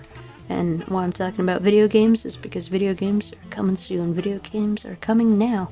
I just gotta figure out how to record without, you know, the tapping and the typing. Now, I've been doing a bunch of stuff behind the scenes, and so you're mainly gonna know me for video game content, and then my own projects, and then the tarot readings, the divination stuff on the side, and then the jEsTeR vlogs, everyday life, behind the scenes. Like I build a desk, I show it, and everything. So plans for my channel. Now is the time for video game roleplays, and that's what I'm going to be focusing on. I'm also going to do content that is. I've been focusing on long form tarot readings. I'm doing shorter form tarot readings more consistently with the moon phases. That would be 4 times a month, approximately. And in events, like big cosmic events, I'll do tarot readings, like the solar solstice, winter solstice. Those are the solar seasons. Any numerological holiday, you know, all the big events. And so, yeah, here I am talking about me. So, yes, the video games, and eventually, whenever I become monetized, things are going to change with my facade. When I become monetized as a jEsTeR, it's a big monumental time for me because I've never had money, ever. And so what I'm going to do is I'm going to take this hair, right? And I'm going to dye it. Yes, my hair is going to change a different color when I become monetized. And so I need the money, right, to buy the hair products. But anyway, back in Portland, Oregon, I had a variety of hairstyles in my 20s. No one touched me. No one valued me. No one embraced me. And I was running around on my bicycle with pink hair. Okay? No one cared about me, and they just called me naive and didn't play my songs. So, and I was dancing there all alone with my pink hair. And now I'm gonna be online, and now I'm actually doing things. Now I'm showing myself. Now I'm talking. Now I'm playing video games. And once I'm monetized, I'm gonna have the pink hair again. The magenta hair, not like pastel. I don't do pastel, I do saturation. So, magenta hair. That is in my monetization future. I will have magenta hair. But the thing is, before it becomes magenta, like, you do the bleach, right? And so it becomes blonde. If you bleach dark brown hair like this, it becomes blonde. Like a very, what is it? Like a saturated blonde. Like a golden blonde, not that pastel. What do you call it? I don't know. Not pastel blonde, like golden blonde. And so I might do the golden blonde for a few months, maybe until the next monetization, and then do the magenta. Because there's the membership monetization, and then there's the ads monetization.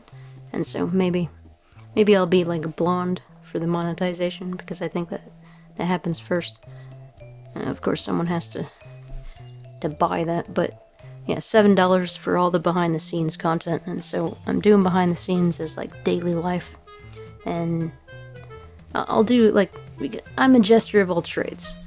All right, that's just me. Okay, other people, their strategy is to do gaming stuff on one channel, other like short form gaming on one channel, long form gaming on one channel, arts and crafts on one channel. I'm doing everything on one channel. Okay, I don't have multiple channels. I'm just me. Whatever I do on my channel. So I have a variety of hobbies. I'm a jester of all trades. I do the tarot readings, the oracle readings. I'm gonna design my own tarot and oracle cards. I'm an artist. First and foremost, I'm a writer and an artist, and so I'm bringing that creativity into the video game roleplays. I'm treating, you know, these characters as like little dolls to play with, like in a big theatrical presentation thing. Oh, it's amazing. So anything that's behind the membership wall is going to be labeled something like behind the scenes, or some sort of like membership name. So I'm gonna have membership specific divination, tarot, oracle stuff, membership specific daily life, behind the scene preparation stuff, member specific video game content, but like all my video game roleplays, that's like public stuff. So there's like the bulk of the content is going to be public stuff, and then every single category is going to have its own membership category. And so I'm working on all that behind the scenes, getting everything organized. Oh, it's exciting. And now I get to play. Okay. Like, I'm learning about this creation process of deadlines and stuff. You know, you think everything's gonna work out on time, but then, you know, something happens and something's delayed, and then you're not in the mood, and golly, there's a lot that goes on behind the scenes, and sometimes you're not in the mood, and that's unfortunately what happens to me on Halloween. Is that I'm a fool, I'm a jester, but I've been alone all my life. I've been isolated. I have no one to play with. And so I have no events to go with. I have nowhere to put on a show besides here. And I will not be silenced now. No, not now. Now I have my room, and I'm so happy. I got a bed with comfy pillows, with foam pillows, a foam mattress. It's a dream. I got this wardrobe back there. There it is. Yeah. I got a wardrobe now. The clothes aren't on the bed because you can only see half the bed for a reason. They're now hanging up. I got my stuffed animals. Raichu, the evolved form of Pikachu. It's just, everything's, it's good energy right now. I'm ready. I'm ready to go. I'm ready to embrace like my real destiny. And I don't know if this was like meant for me or not. Like, you hear of all these stories of the YouTubers where like this is the last resort thing that they do, and they have a rough start, but then they like make their amazing thing, and that's like what they're meant to do on this planet, kind of thing. like a video game roleplay. So, oh gosh. Oh, I'm so excited. So, Raft. Okay, let's talk about video games. Raft. It's a game where the world is flooded and you can construct your little raft, and so there's different characters to unlock, and so you have to play the game Raft to unlock all the characters. And so what I'm doing behind the scenes is I'm constructing these like little tiny cities, like for maybe it's better if I make a designated video. It's 8:18:18 on the clock. It's hard to describe without the visuals, but yeah, I'll be doing stuff. Okay, so what about my process? Okay, let's see. Starfield creation kit, we can talk about that. Like, for some reason, like I was like all hyped up to talk about video games, but now I'm like, I'm getting depressed or something. It's not good. This is April Fool's Day. It's theatric time. It's time to be excited. It's time to do amazing content things. So, what delayed me with the video game roleplays is because the computer didn't happen. That one? Over there. Okay. Phobot is the packaging of that computer. My fake robot. Because the technology isn't functioning. And so, it might work if I turn it on. Has a new motherboard and the new processor, but I tried putting the processor in the old motherboard and I bent a pin and it didn't function, and that devastated me. And I had to replace the motherboards. It's a whole story. I had to replace a bunch of parts, and eventually I had to replace the processor, and that was part of the process, which is what they told me in the military. And I was like, was that part of the process? Were the girls when I'm leaving the military, why are they making fun of my hair? Why are they telling me to not stare somewhere? Is that part of the process? And he's like, no, that's not part of the process. And then I never saw those girls again because he removed them. He made us sit outside of where the drill instructor evil ladies were that weren't going with the process, the abuse, you know. They don't have cameras in boot camp for a reason. Anyway, so yes, video games. Oh gosh. Okay. I'll share a little of my excitement. Okay, I've been really craving Subnautica, and so I've been playing Subnautica. And the thing is, a long time ago, when I was a child, I had this dream of a flood, and it was a reoccurring dream. I was in this building, in this like silverish building. I don't know what kind of building. It was like a multi-purpose building, like a community kind of thing in a downtown area. It was like a high-rise, and it was like a hotel. It was like a convention center, possibly, like this big convention center. And in my dream, it was a reoccurring dream that I had as a child, but I haven't had that since. And as a child, I've always had a fear of water. And then I saw Titanic as a child, and just the idea of like people dying and like waiting for their deaths, knowing that they would die with the water rising and everything. And I was a child, and I remember asking if we could step outside of the theater because it was like scary and the water and everything.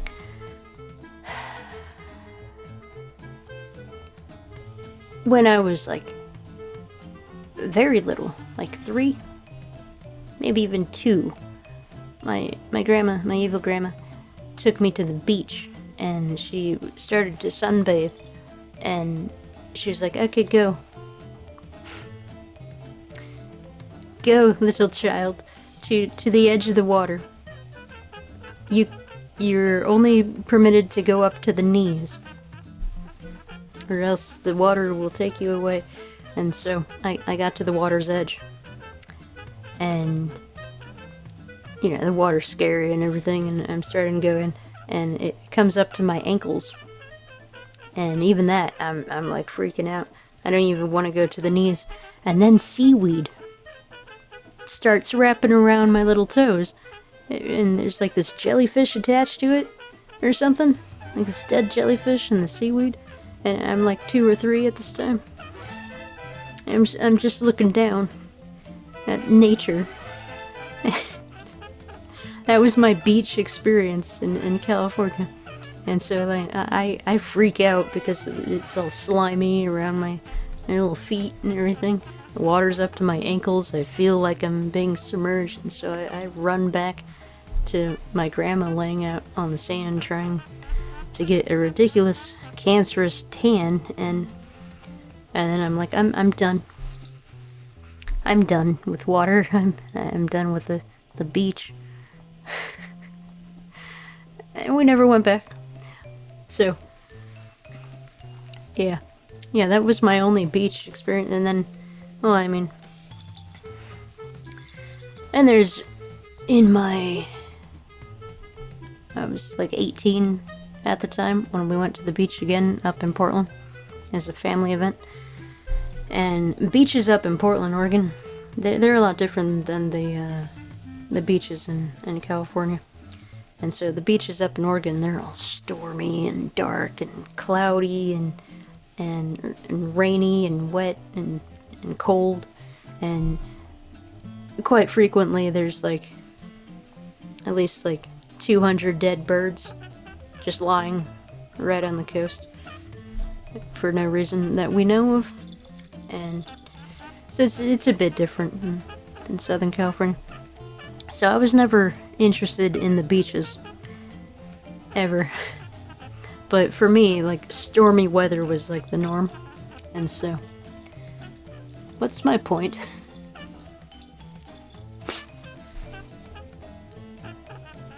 Water, right, water. Okay, so then I have this, and then I see Titanic and everything, and then we go camping, and I try swimming in this natural pond with everybody's like jumping in, and so I try to jump in. I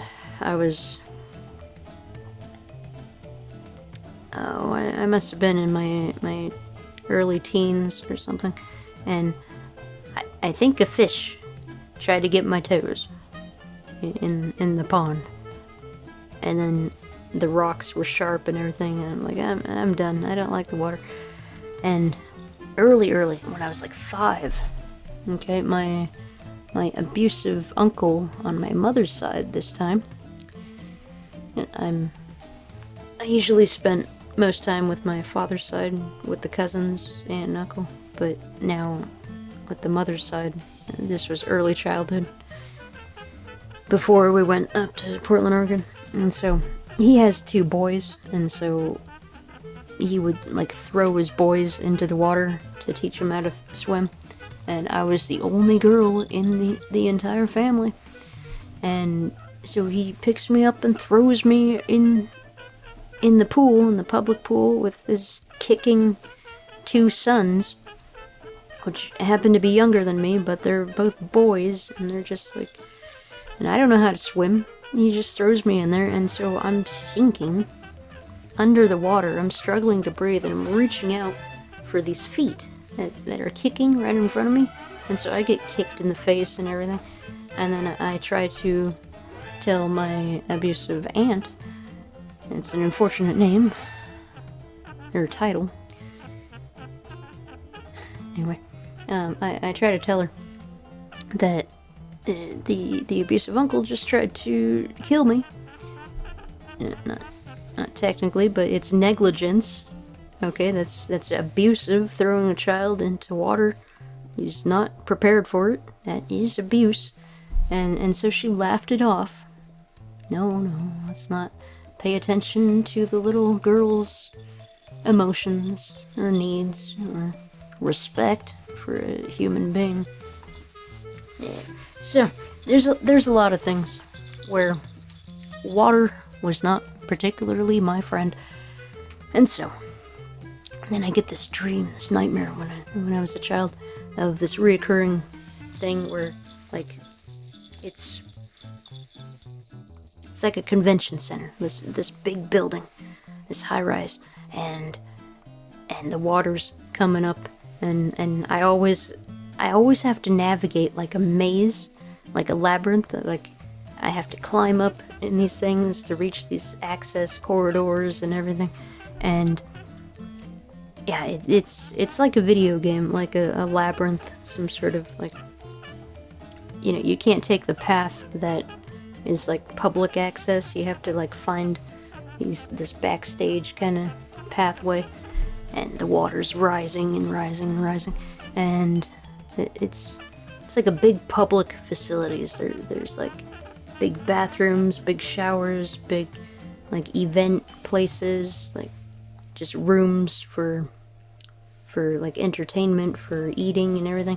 So eventually I thought, because it's so reoccurring as a child, that it was like, what's the word, prophetic? Like some sort of vision of the future. Like in the future, I was a child. I'm currently 36 in 2026. I was about like, let's just say I was 7. Okay. I was around 7 when I started having these dreams.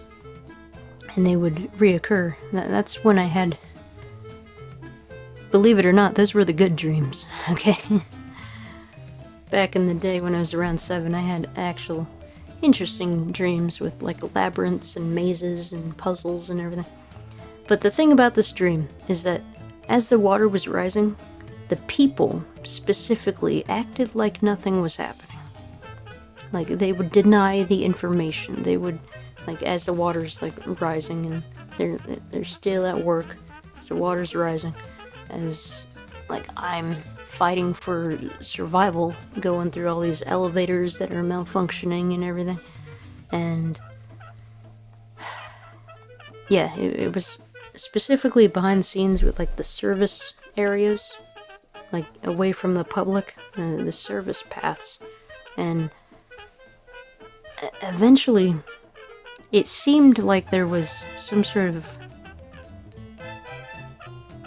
this is interesting, I'm just now remembering it, that there was like this man following, and I was like navigating to get away from him, which is a very interesting memory because I didn't remember that before. I wasn't planning on discussing it, but right now it's coming to mind. So yeah, anyway, like I had to do like this in secret to move around to save my life and avoid this some sort of entity that was, I don't know their agenda, but it was always like a mall or like a convention center, and specifically like a big building, like in a downtown area. And so what happened in the dream is that the water kept rising and rising and rising, like I'm talking like 70 stories up this tower. And you know, the whole town is flooded, the whole city's flooded. And now, you know, so I'm having this in my mind for decades and decades, and I'm waiting. I'm just waiting in reality. I'm thinking this is like a vision of the future, and I'm just waiting. And every time there's a storm, I tune in, and I'm like, you call that a storm? Come on. That's pathetic. It's not 70 stories. And now, now in 2026, what do we get? We get the big snow that's covering buildings. We get the floods everywhere. We get the mudslides everywhere. We get the earthquakes, the volcanoes. Like, everything's happening now. And it's so interesting. because I dreamed of something very similar, and I always thought that was like my destiny. Like, I'm doing this because it's itchy, but like, yeah, that's like a showbiz thing. Like, I don't know. And that's what they do in the old comedy things when they're like, oh, I don't know if I should mention that. I'll talk about it. I'm a fool. So, yeah, I always thought like that was my ultimate like destiny, to die by going to the convention center because I did something that was worthy to be at a convention center, like as an entertainer for like my comic books, possibly video game roleplays or whatever. Now that I know I'm a content creator, but back then I thought maybe it was like a book signing or something, that I'd go to this event and then this big flood would happen, and these dreams are like warning me, and like there was 2 outcomes, death or life. And now, you know, years later with the whole suicide thing, well, there were 2 outcomes, death or life. I'm still alive. Now I'm dedicated to live. So yeah, so anyway, I always thought like it was like a vision of the future, and I didn't know when that would occur, but there's so many interesting things occurring now with the floods and the earthquakes and the fires and everything. It's just wild. Oh gosh. Okay. So there's that. And did I have a point? Yeah, video game roleplays. And so that was in the back of my mind, right? Water, and now everything's rising. So that, the dream was why I'm now, because I overcame my fear of water and everything. I learned how to swim. I took swimming lessons in preparation for the Marines. And so I swam. This Air Force lady taught me how to swim when I wanted to go into the Marines, after I decided to go from the Air Force into the Marines. Mentally, not physically, but anyway. And so she had her old uniform, and so she let me wear her old uniform, and with the boots and everything. So I learned how to swim with the boots and how to tie the pants and inflate the pants to try to survive. I wasn't the best at it, but I could float for a little bit. And once, I almost swam like a normal person. So, yeah, but it's very difficult to swim with boots on. Gosh. Like, if you want a challenge, try doing that. Anyway. So, I kind of got over a lot of my fears. Just being tortured all the time. And so, yeah, part of being the fool is, like, it's a tragic backstory, but now you're embracing life at the fullest because you know how dark it can be, and so you're like extra motivated to be theatrical, and so that's where I am right now. And so, oh gosh, it's the first time I'm wearing this. I need something around the neck because it's itchy, and all I got is this little thing, which is a completely different thing, but whatever. I got a wardrobe, I got outfits, I got things going for me now, and I'm going somewhere with this topic. So, my point is, I kind of overcame the whole water fear, and now, even with the dream and stuff, like, I'm focusing specifically, as a coincidence, cosmic coincidence, specifically water and ice games right now. And so, before I actually release that, I gotta do water and ice merch with Printify. So then once I release the video game content, I'm like, hey, buy this frosty mug, or this ocean themed this or that. And so, specifically with like content creation and stuff, you can't I'll use Pokemon as the example. You can't just draw a Pokemon and like put that on a shirt and sell it because it's like a copyright infringement. And so specifically, like Subnautica, for example, they have this creature specific to Subnautica, which is like a peeper. It's like a fish with a giant eye. And so, like, if I drew a peeper and put it on a shirt, that would be technically wrong, because that would be like a copyright infringement somehow. Because the creators of Subnautica, they're supposed to do that. They're supposed to sell the merch of their own video game. And so, what I'm doing to sell merch with video game roleplays is that I'm doing an ocean theme, like water, and I might create my own creatures, or, you know, do like real world creatures like dolphins, turtles, stuff like that, or make my own monsters up, but I can't copy anything that's already been created because that's their content. So, I need water merch though. Water and ice. And so I'm playing Subnautica, I'm playing Raft, I'm playing Frostpunk, and so it just happens to be all water.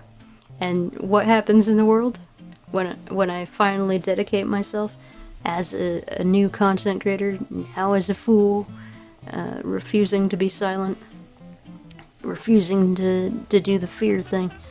Of course, I'm afraid to turn that computer on, but anyway. What happens once I dedicate myself to the path of water and ice? Well, water and ice happens on the planet. All the snow comes up. There's the big ice storms and the water, the floods. Oh gosh, you think you were safe in the mountains? Gosh, I never expected that. Like, I always thought the coastlines were the things that were gonna flood.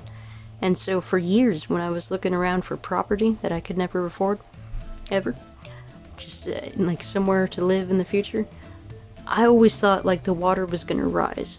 And so because of that dream I had, I was trying to like avoid that. Because if I lived in a specific space, then like take LA for example, I don't want to be here anyway, but it's like right on the coastline, you know? But yeah, it's very interesting because now they say like the polar ice, like it took 100 years. It took 100 years to do this, and then like 10 years after that, it did this, and it's fascinating. It's amazing. Everything's changing. The world and the energies and the spiritual war and everything. It's fascinating. Oh gosh. Yeah, so anyway,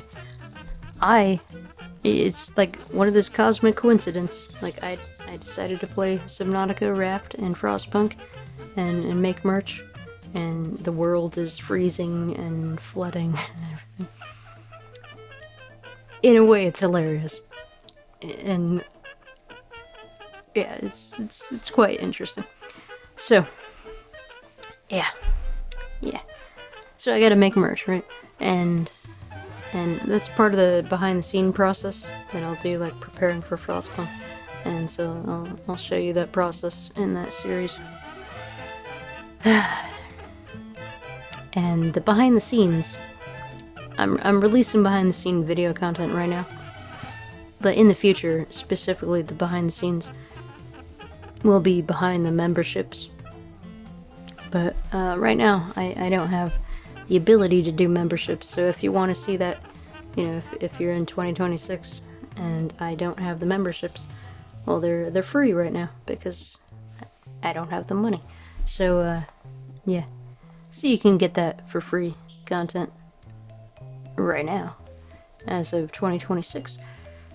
But yeah, 2026 is my video game year. I'm going to do so much video game content.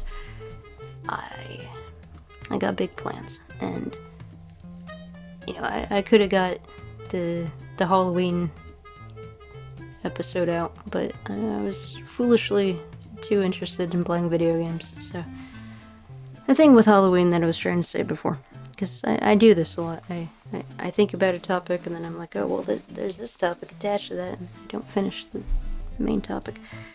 Or the first topic, Halloween. Cosmically, something always interferes with me in Halloween, and I never had friends. Halloween's something you do with, like, people, and they all come together and have a good time and everything. And so you try to celebrate, but then suddenly you're too old for walking on the streets in a costume, and then I'm like, okay, well, I won't get the candy then, if that's your issue. I'll just walk around, and then some stupid teenager doesn't move. I hate that guy. So, anyway. There's no respect. No one ever respected me. And it's very frustrating to deal with constantly. And so my only outlet is the digital world. And yeah, I'm excited about making content. And hopefully, this can lead to friendships. This can lead to collaborations in the future. You know, it would be fantastic to meet friends and really good friends this way. You hear all these stories about, you know, gamers actually finding other gamers, and you know, they're very special people in their lives, and I have no one, so I'm very, very much looking forward to future potentials. That's another thing I wanted to talk about the evolution of myself. So what I was talking about with the girls and the makeup and the weddings and everything. Growing up in an abusive, poor family with the gaslighting and the rejection, I never felt like anybody would value me. And then, of course, then the spirits show up and devalue me. It is 8:44:44. 8:44:48. So, stability, abundance. Yes. And potential income. However, what was I talking about? Yeah, so being alone, being isolated, it's transformed me with how the state of the world is and how we're going away from the nuclear family into survival as the singular human being. We can't afford our own places. We're stuck living with abusive relatives and or roommates or something. You know, back in the day, we were told one man can go work and the woman is at home with a bunch of kids and pets, and that's her job, is the home, and then the man can have one income in normal hours, and that worked for society for years, and now society cannot function like that. And so it forced people out of those roles, and so now it's all about the individual working like 2 or 3 jobs. And since then, it's even changed more. Now it's passive income. Now it's the digital world. Now it's like online stuff. Now everybody's doing like behind the scene content to their normal job. Like, this is, you know, they're posting more about their lives and everything, when back in the day, you know, the privacy was such a big thing. And now it's like, well, why privacy? Why not talk about things? It's society has changed. And so specifically what I wanted to mention is that back in the day, forever, I just wanted to fall in love. I just wanted a special someone. That's all I ever wanted, was to meet that special someone. And I never met them. I never met anyone close. And the damn interference. When I mention that, I tell you, my grandma's evil. And damn her. Every time I mention love every time I mention falling in love, she activates like a puppet sent from hell. Like she's doing now. Every damn time I'm talking about my life, my chance at romance, my chance at love, and every time they manipulate the evil puppets to do something. Like, it's... I don't understand why she's so activated. She's damn grandma. Okay, there's no risk that I'm gonna be pregnant. I'm not keeping a child. And, like, she has no threat upon her, okay? Like, just because her life failed miserably because of whatever, doesn't mean, like, she has any right to project such hatred upon me. There's something here. These spirits, there's this energy of a man. And maybe it's the same guy who's been sexually abusing me spiritually, physically. It's, I don't know. There's also this energy of, like, this father sense, like, this masculine wants a traditional female role, and I can't tell if it's the same guy, if it's a different guy. The spirit said no one cares, okay? Here I am trying to talk about love and romance, and my grandma's making sounds coming close to my door. There's something like a threat, like there's a spirit here who's trying to trap me in some sort of love romance thing, and there's just this hatred of keeping me away from my mate, of keeping me isolated, keeping me rejected, and there's this energy of, like, this father husband feeling that wants a girl in the kitchen, wants this traditional thing that wants the girl to give birth and have children, and it feels like a manipulation tactic. It feels like a way to just get the girl to submit to him, to have no other option, to entrap her in life. And this thing's lingering around me, and every time I'm in the kitchen, like, I feel this sense behind me, like this, as if, like, a spirit is fantasizing about a family with me. It's a weird sensation, because all I've known from the spirits are sexual abuse. It has nothing to do with family, it has nothing to do with respect, and yet there's this odd sensation about, like, this one entity, maybe another different entity of this, like, this control of specifically leading me off my path. I don't know if it's, like, jealousy or greed. It feels like obsession and control and malevolence. At the same time, there's like this energy. Every time I'm trying to embrace love, every time I'm trying to talk about romance, of what I want out of life, and what I deserve out of life, and my grandma, who's the manifestation of evil, she just, like, makes all these sounds, and neighbor stomp and everything. Love. Romance. Why is that so threatening? There she is again. Something has isolated me. Some sort of malevolent force has isolated me from any friend, from any lover. I've never been loved. I've never had romance. I've never had a romantic evening. I've never had a date. I've met men. I've been around.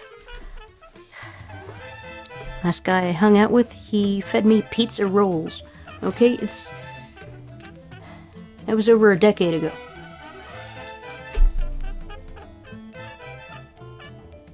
Making noises. Something is threatening. Like, there's this overwhelming energy and many people involved.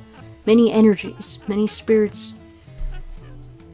Something is preventing me from experiencing love and friendship and respect.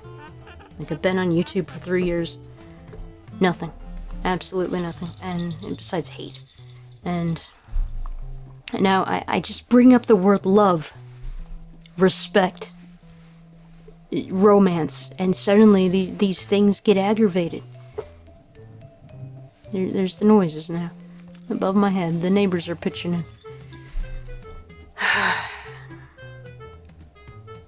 I've never had a good memory. And I finally got a comfy bed, and all I have are nightmares. And all I wanted to say to the audience was that I don't trust men anymore. No, I never did. But, when I was younger, I wanted romance. Oh, I always want romance. But the thing about loyalty... Well, things have changed, because I always wanted that dream romantic adventure with one single perfect person. My true mate. And this lingering energy of control, of manipulation, this is not it. And yet it seems like there's something dead, something in the spiritual dimension that wants to conform me to its vision. And it doesn't prevent the bugs. It doesn't save me. It puppeteers the grandma. That's not love. And it's...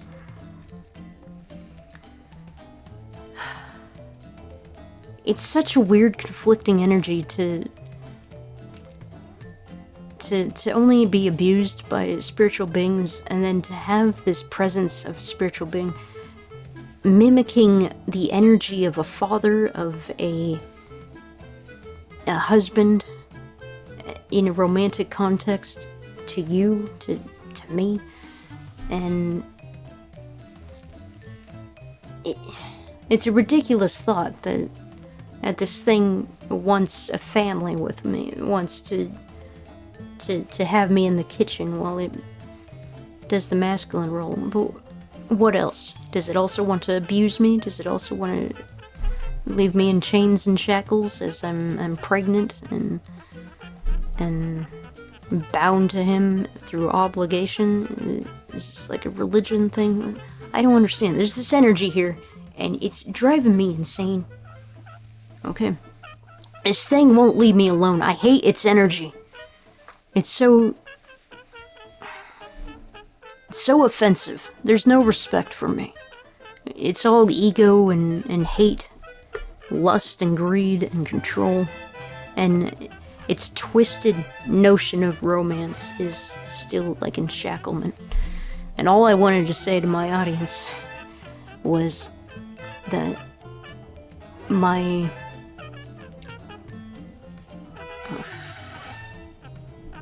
priorities have changed when searching for a mate. I'm no longer focused on the perfect one of the dream mate, because I don't believe in men. I don't trust men, and so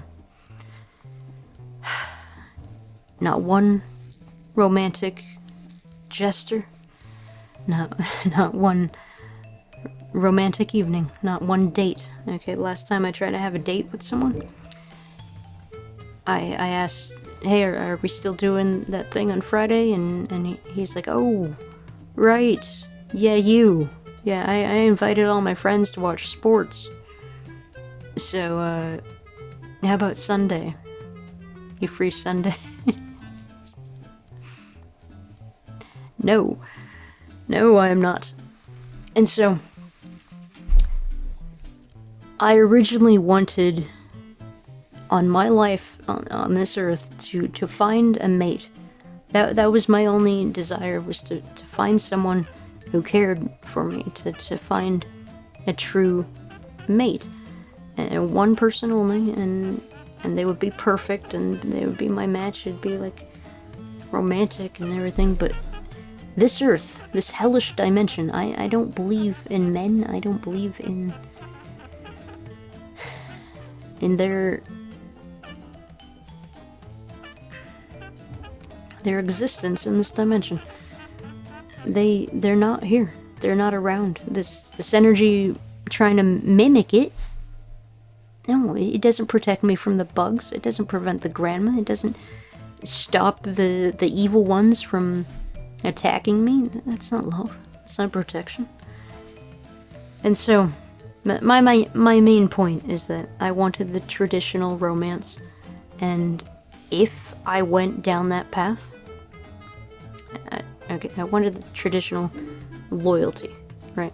And now I'm open. I'm, what is it, poly? I'm open to more experiences. I have incredibly high standards and very strict boundaries, but I am no longer believing in the one. I now believe in multiples, and if one fails, then, well, there's others. And now men have this ego thing where there's like, oh, there's someone else, there has to be someone else. No, there doesn't have to be anybody else. If they mess up, then the woman doesn't need another man to reject some man who messed up. Okay, the men always do this ego thing. Oh, it's because of someone else. No, it's because of you, you idiot. So, yeah. So basically, yeah, I'm seeing all these stories. Technology is here to show us the stories that we don't see, and previously we didn't have the technology. Previously we didn't have these stories, and so we thought it didn't exist. It thought it never happened, and now it's everywhere. And it's like, just technology's just showing us. It was like, it was always everywhere. But then all these crimes and stuff, like the randomest, weird, twisted things that you would never think about, like a 5-year-old killing their parents who had good parents, like good people dying and stuff like that. Gosh, it's a crazy world. And so, my point is that I always desired the true love, the romance, and I want the romance. I mean, it's not an option, okay? It's always romance. But I'm at a point where I don't trust men to be loyal, and with my life now, I don't want to ever be enshackled and trapped in the traditional situation where the woman has to give birth to a child, and then she has to stay there, and the man has all, like, that's not comfortable for me. I never wanted a kid either, but it's just the idea, like, if things went well in my life, back then I was, like, I'm still submissive, but like back then I was incredibly submissive. I was like, I wouldn't challenge anybody. I would never stand up for myself. No wonder they abused me forever. But like, the thing is, if I had a good life back then, if someone caring, made me fall in love with them, and we went down this traditional path of living together and being in a relationship, if things were good, then I would have submitted more into those traditional roles, into, like, well, if he wanted a kid, then I don't like this. I never wanted a child, but I fear, like, if things were good in my life back then, if I met the man of my life, and if he wanted the kid, then I would give up all my rights and freedoms and sacrifice myself for his happiness. The traditional woman thing to do. And, I'd learn how to cook, I'd be in the kitchen doing the things. And we have gender roles to an extent. It's just,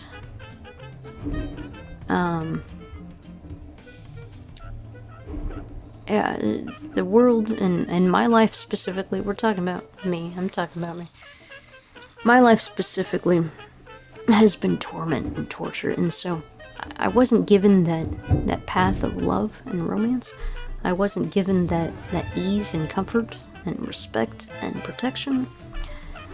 I always had to stand up for myself, and so that transformed my spirit as to someone who now has wishes and desires and hopes and dreams for myself.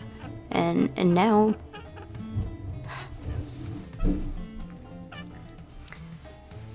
my body is all tingly, and I'm almost crying, but this is like the silver lining of the tragedy of life, that you realize, like, this is character development. Now I'm finally embracing me, myself. I'm not sacrificing myself for others. I'm standing up for my needs, my wants, my body, and my mind.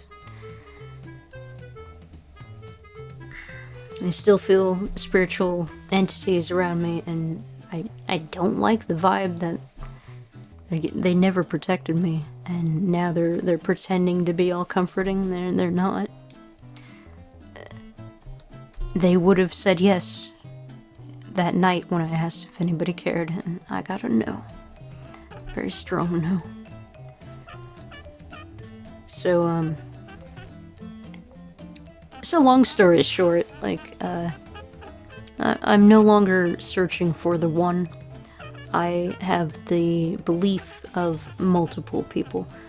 Like, we're multi-dimensional creatures. We have different interests and stuff, and sometimes we don't match up perfectly with people, and they have other interests that match up with others, and it just feels more healthy to have like a poly mindset, and like no strings attached.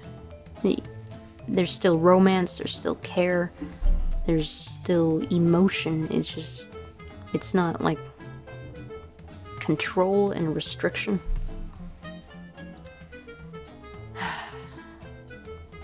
It's an interesting mentality, especially for me to have, because I was super dedicated just to finding that one special person, and now, like, I've been so tormented and abused. Like, now I got the high standards and the high boundaries, but now I just want someone to have a good time with, to have a good experience, to have a good memory. And that's why the Portland trip that I'm going to discuss in a different video, that's why that was so painful for me, because that was the only man on the planet who's currently alive who knew that I existed. And he was a DJ, and he didn't even play one song when I showed up. Drove 1,000 miles, paid over 1,000 to be there for a week, and that one night, he couldn't play one damn song. He spent 5 years watching me dance on his floor while he was doing the light shows and stuff, but no. He's the one who called me naive, who kind of transformed me into the fool. As along with, you know, the jester of the Renaissance Fair and other things, but yeah, you think things are gonna work out, and like you're ready, and it doesn't happen that way. So, anyway, my point is my transformation from being shy to being confident, from being silenced to being talkative, to being insecure to being brave, to being dedicated to finding only one, to open to all possibilities and ready to cut ties at any time. I need my freedom, you know, no strings attached. But I'm not interested in the lust. I mean, that's an element of life, sure. I've never been tempted by anything. They're so pathetic, oh my gosh. But they're religious. Keep on saying, oh, don't be tempted. And I'm like, trust me, I never will be. Oh my gosh. Men, what the hell are you doing? So, lust would be fantastic if men could actually pull that off, but a lot of men don't dance. Okay, they don't dance. So anyway, romance, courting.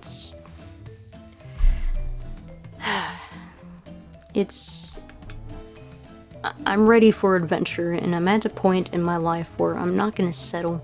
I'm not going to allow control mechanisms. Like, I'm gonna be loving and romantic, but I'm gonna be free, and I'm gonna tend to myself. Like, I don't want a child. I'm not gonna have any guy force that upon me. I'm gonna get an abortion if some sort of pregnancy happens. That's my right, and I shouldn't have to deal with that. Like, a man should control himself, but this planet, it's just boys. I wish it was more difficult to conceive a child, like if it was like a puzzle and both had to be like wanting to produce something to put a life together, but life's just so abundant. And yeah, then you're questioning from the spiritual side, like, what if a child is like forcing its way to be born and the parent doesn't want to give birth? Like, how is that divine? You know, it's like, it's not nice. There's so many hellish things in this reality. And you think about the spiritual dimension. Like, once we die, Earth is so limited, right? We form these relationships with the whole marriage thing. It says, till death do we part, right? That's the tradition. And if you think about that, like, Earth is basic. We only have time for so much, and so it seems like one or two major relationships, and, you know, sometimes zero, because nothing ever happens, and all these little things that go nowhere. But basically life is limited, and so you think of one person for the rest of your life, but then you're dead, right? And then the spiritual dimension, what now? All your memories come back of every lifetime, and suddenly, like, you remember all your lovers all the time, and what do you do with that? Like, are people waiting on the other side, not protecting during this lifetime? There's this energy, and like, when I came to this planet, let me finish my thought. And so, it's awkward, right? Like, on Earth, you're thinking one person for the rest of your life, and when you die in the spiritual dimension, then it's awkward. Like, what if, you know, there's two people? What if there's like 10 people, and they all have like feelings and stuff, and then there's other people and there's feelings. What do you do with that? Like, and so it seems like poly, the word poly, of being free and open, like, you're still romantic, you still care, it's not this control aspect. Like, you're always free to have these relations, and it seems like in the spiritual dimension that's how things naturally play out. But then in life is like this little tiny time where little things happen, and yet what happens in life. Everybody cheats, everybody backstabs, everybody betrays. There's no friends, no family. People are pathetic. So, this video is supposed to be me talking about my channel, but it's my progression, my evolution. So, it's part of my mindset is that, you know, I'm thinking there has to be the one, and so you get attached to people. Now, everybody has a standard that they have to obey, or else it's not going to work out. Whereas poly, you don't lower your standards. You keep your boundaries high and everything, but it's more like if they're doing this one thing you don't like, well then they're gonna go off and do that, but you're gonna be busy doing the things you like with other people. And if they choose to actually engage in the events and topics that you like, then they can be a part of that, your life. But if they don't, then there's not that emotional despair that you would get if like the one kind of took off and did this thing that you hated. Then it's like, oh well, you know, there are other people, and it's just the mentality of being willing to be open instead of like there has to be only one, I have to be loyal to only one, and then if that guy messes up, it makes me cry every day, then I'm stuck with that. No. Not anymore. And it was never. And you think about how life is supposed to be leading you to your true destiny. And apparently it's video game roleplays that I keep not talking about. This is my destiny now. This is my last resort. YouTube. This is a fantastic fit for me. I get to express myself. I get to talk. No one has ever listened to me, and even if no one's watching this, at least I'm talking. At least I'm posting it. And this is healing me. This is refreshing. I'm getting stuff out. I'm talking for the first time in my life. And this is why I'm doing the jEsTeRs vlogs. This talk to camera challenge. So, with that out of the way. Video game roleplays? Yes, anyone? Do you like being entertained? There's my gray again. It's enjoyment. It's the love of life, love of people. Every time I'm doing something exciting, she just can't handle it. What is this evil? That these spirits that linger around projecting this false love, they don't fix anything. They allow the interference. Video game roleplays coming soon, yes, indeed. This is my channel, and I want to play video games, so I will play video games. And no damned grandma is going to stop me. It's ridiculous. Oh my gosh. This life, it's crazy. It's absolutely crazy. Oh my gosh. So, my channel. What do I say about it?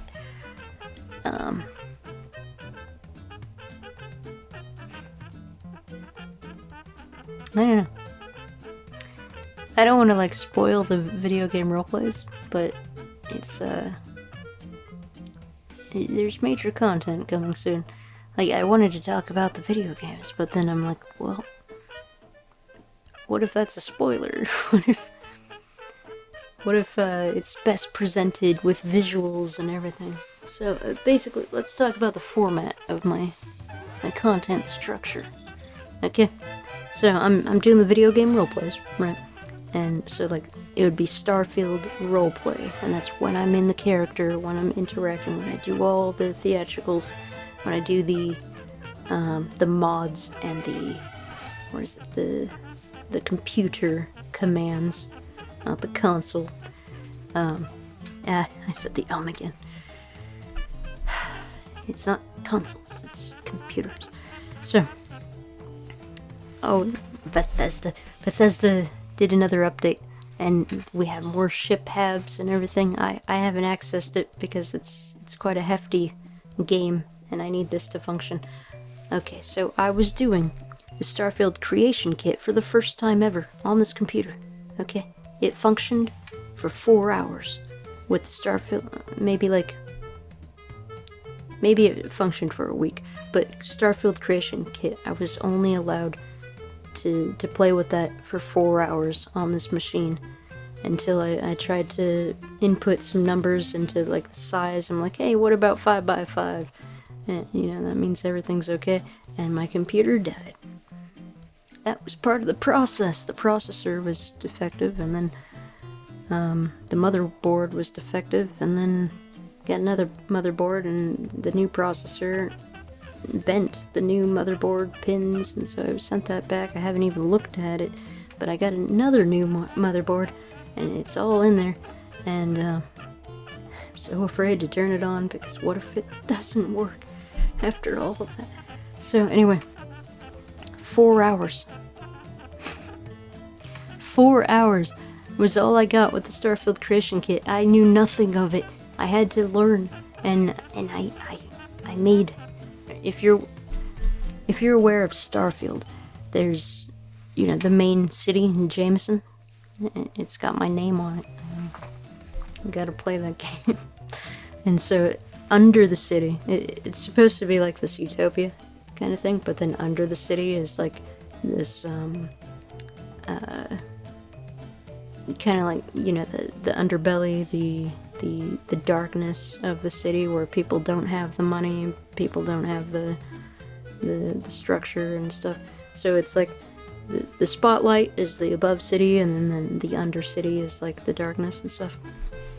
That place is called the Well, and so I was making a mod, my Starfield mod, and I was transforming the Well into something more swell, you know. It's instead of like trash everywhere, I was like putting like, you know, balloons and cleaning up the streets and everything. It was a fantastic little place. And for 4 hours, I was having the time of my life. Gosh, it was amazing. I was having so much fun, and I was learning about the program and stuff. I learned how to put an asset into the space, the world space, and then I loaded up the game, and I saw it there. And then, of course, once the game loaded, then things were different than how it looked. And I'm like, oh no, why? And so there's so much to learn with that. And then OBS wasn't recording in the right settings, so like it was like all choppy footage and everything. But with those 4 hours, I learned so much, because all the dirt and the grime and the trash I deleted. And apparently you're not supposed to delete things, possibly specifically in a Bethesda game. It's got some quirks to it, but yeah, they say that you're not supposed to delete little things, and I have no idea how certain other things attach to other things. So like if I delete one tiny thing that's like part of this other thing, it could like mess up a quest or whatever. So now that the computer shut down, I never got to complete that project, but now I'm gonna eventually somehow do it again, and this time, instead of deleting everything, I'm just gonna like lower it below the map, so it, like all the dirt and grime isn't seen, and then add a bunch of like cool stuff to it as well. And I'm learning about like extending the interior spaces and like pathfinding and everything. It's yeah. So I'll be modding Starfield, and oh gosh, I'm so excited about Starfield, because when you think about like trying to be a decent human being, you're reaching for the stars, right? The stardust of our realities. It's romantic and amazing. And then you look at the scum of humanity that we currently have on this rotten, hellish earth. Kind of language. What kind of language do they have? They speak of mud. They speak of toilets. That's all that comes out of their mouths. That and sexual violence in the form of expressions. That's not love. You idiots. And it's... you might hear some noises outside. It's noise day today. It's trash and recycling day, and I wanted to do this yesterday, but I was too busy foolishly playing a video game and calming my soul. So on Wednesdays it's trash recycle day, and so they take the leaf blowers out and do things. And eventually the big trucks come and make the sounds, but I chose to, normally I avoid this day, but I want to post this. I'm on a deadline. Today is that deadline, and it takes forever to upload a video, but I can't stop talking because, I don't know. I'm talking to camera. So, yeah, Starfield. So excited about Starfield. And, I said, again. Damn. With Starfield, I'm modding everything. I'm creating my own mods in Starfield with the Starfield creation kit. I'm changing people's faces, their hair, their clothes, everything. I'm preparing everything to not only like have my own mods that other people can download for free on the Nexus, but also you know, the Vortex Nexus thing. But also, like, for my own roleplay series, like, specifically, you know, designed with my roleplay series in mind, and all the strategy that goes into that and everything. And so there's this evolution of my own character, of where I just thought I'd work on one novel, this one story of my own creation, and then I'm slowly expanding it over time. Well, maybe I could do, like, a 3D animation, and then, oh, well, there's this comic book idea, and then, like, everything's little, like, adding up and up and up, and then, you know, back then, I didn't think I'd ever be a content creator because I was so silenced, and then I'm like, well, guess what? I have a voice now, I can talk. I'm never gonna shut up now. So, yeah, the universe tormented me so much that now I'm not stopping talking, and that's kind of why I continue on and on and on, because I have the freedom to do so, and if this is how this video was gonna go, this is how it's gonna go. I said, I'm working on that. But, yeah. It's nearly 3 hours on my recording, and it takes forever to upload. It takes all day. But now I'm using Chrome to upload it. But I'm not done talking, so... Yeah, with Raft, I have to play the Raft game, unlock all the characters, and then show the characters in these specific builds in creative mode. In creative mode, you can, like, build your own little, like, Raft city. Of course, there's no one on that Raft city, but you can, like, put other rafts there, and you got, like, what is it, 6 characters you can unlock and choose from. And so, theatrically, with the roleplay series, you can choose different characters for different events, and then take your main character out on the actual gameplay, where you're designing your own raft with the ocean and the shark and everything.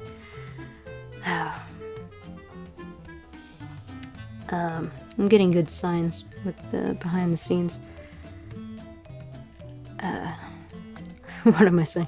Okay, I went to the dollar store and picked up some things, but I'm gonna tell that story in the behind the scenes content because it's related to the whole Frostpunk, preparing for Frostpunk journey.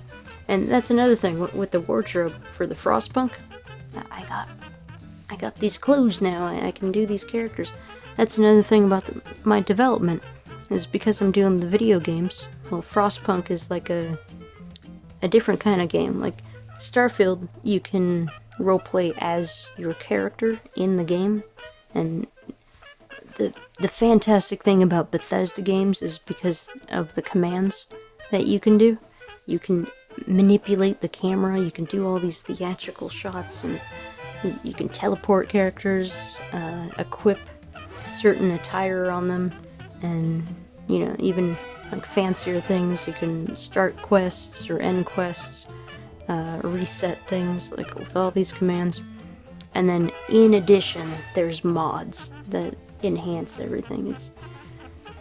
It's so complex, but I've been doing this on my own without the intention to show anybody, and I've been learning all these commands just for my own enjoyment because I needed to feel alive. And so, like, Fallout 4, I got this Fallout shelter thing over there, that's what I'm referencing over there.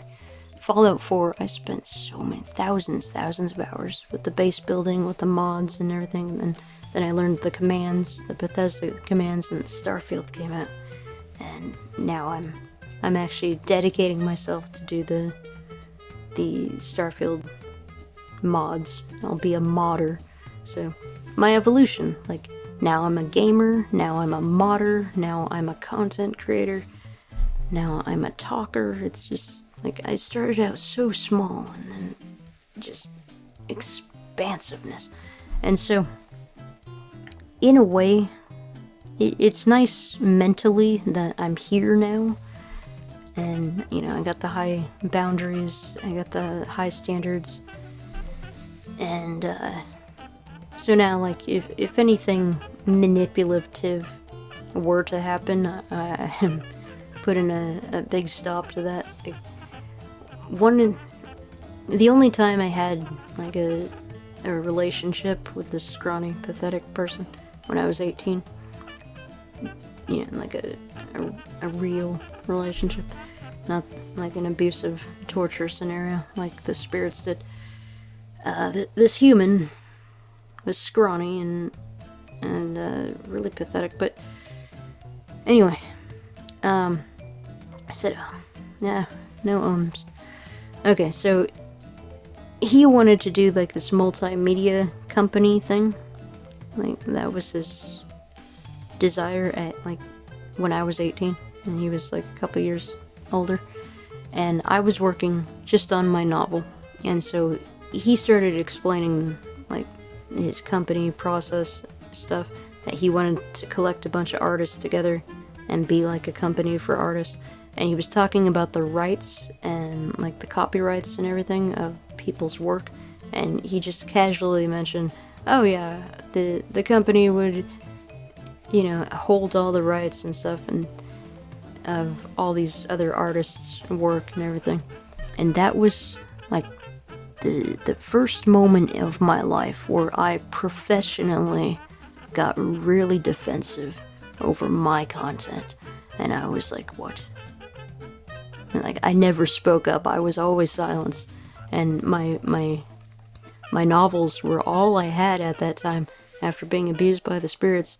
Like, my transformation to heal was through my novels, and here's this stupid guy saying, like, he'd take my novel, all the rights and legalities away from me, and I'd get paid, like, little cents. Like, I just want to say, I never ever intended to have my novel go through him. Okay, I was always into self-publishing, specifically with Lulu. Like, he was nowhere involved in this. Like, his company would only possibly promote it, but then Lulu has all this other promotion, and then look at me now, I'm a content creator, I can promote myself. So don't get the idea that I was like, I fell, like he was the only pathway to, no, I was on my pathway, and he just mentioned this multimedia thing that I was like, oh, well, I have a novel that's multimedia. And he's like, yeah, we'll acquire that too, and give you a cent in return. And the moment he said something about that, that was the first moment I professionally, you know, actually stood up for myself. Like, he did so many other things. He watched porn, he said these jokes that were not jokes, that were incredibly offensive to women. And, you know, I'm used to abuse and everything. But when he went after my novel, I'm like, what? No. That book is mine. You don't get any control over that at all. And I was so, like, so passionate, and he backed down immediately.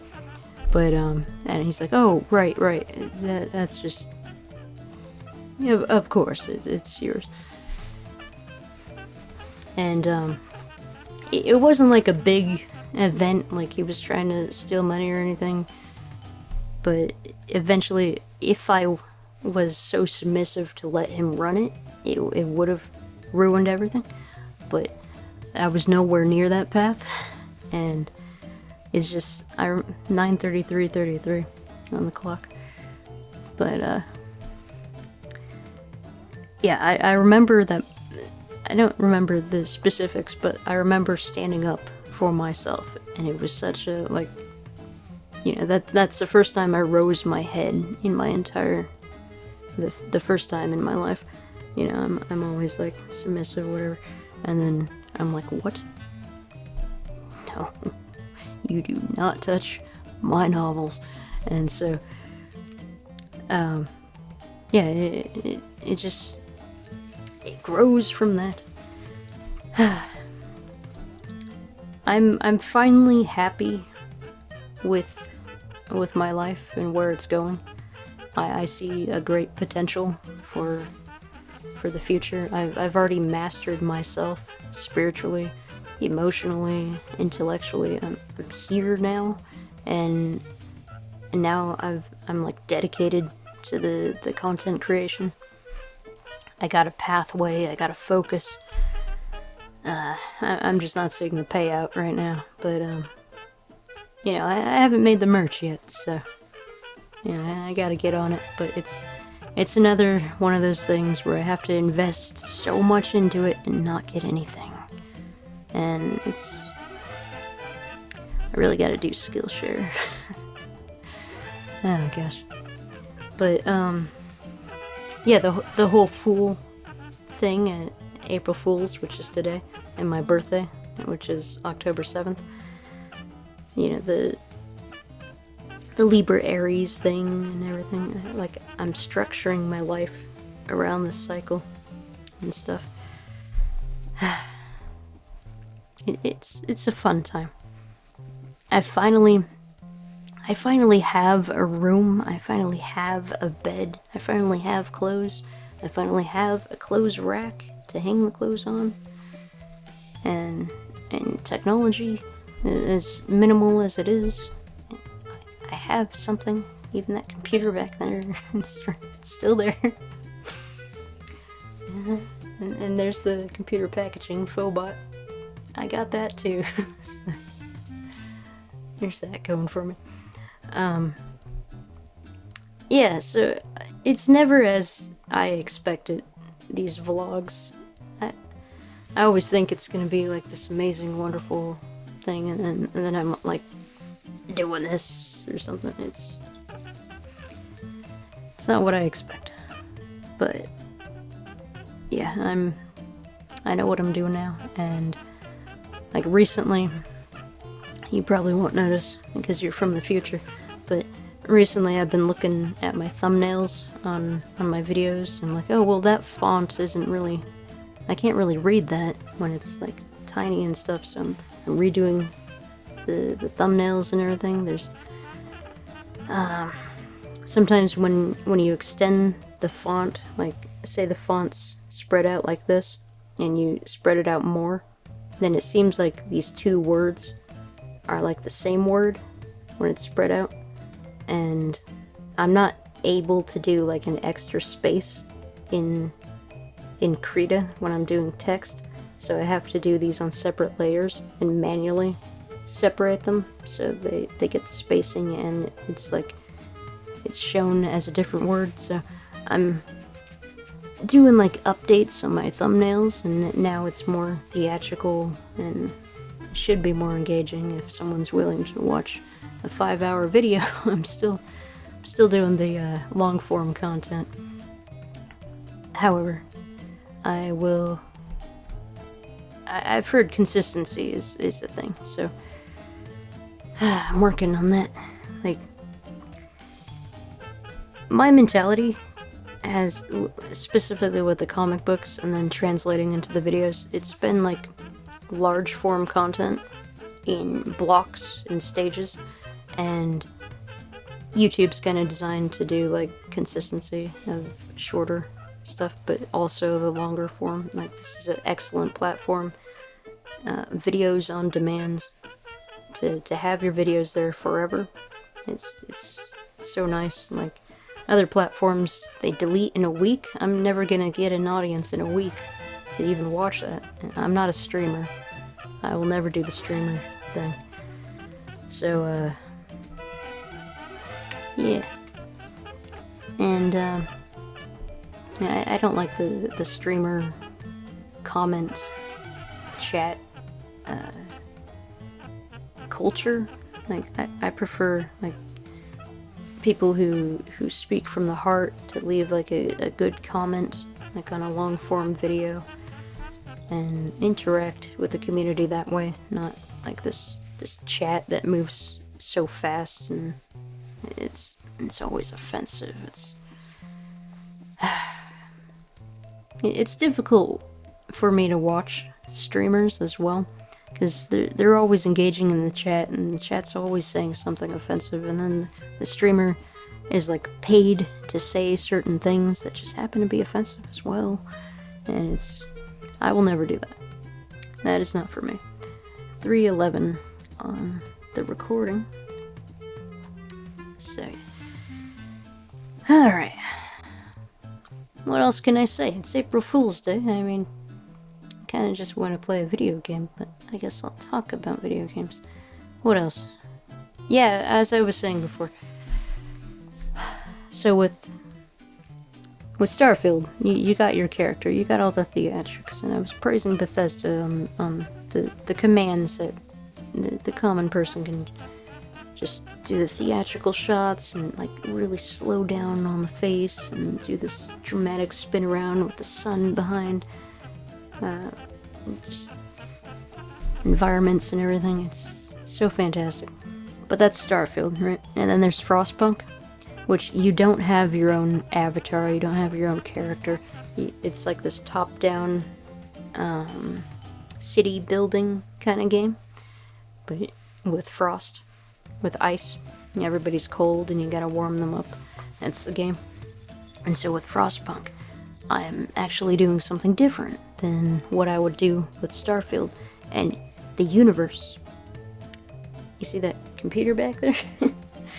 The universe took this away from me, and so I got so traumatized by it not working, I didn't even turn it on when it could have been turned on probably a year ago.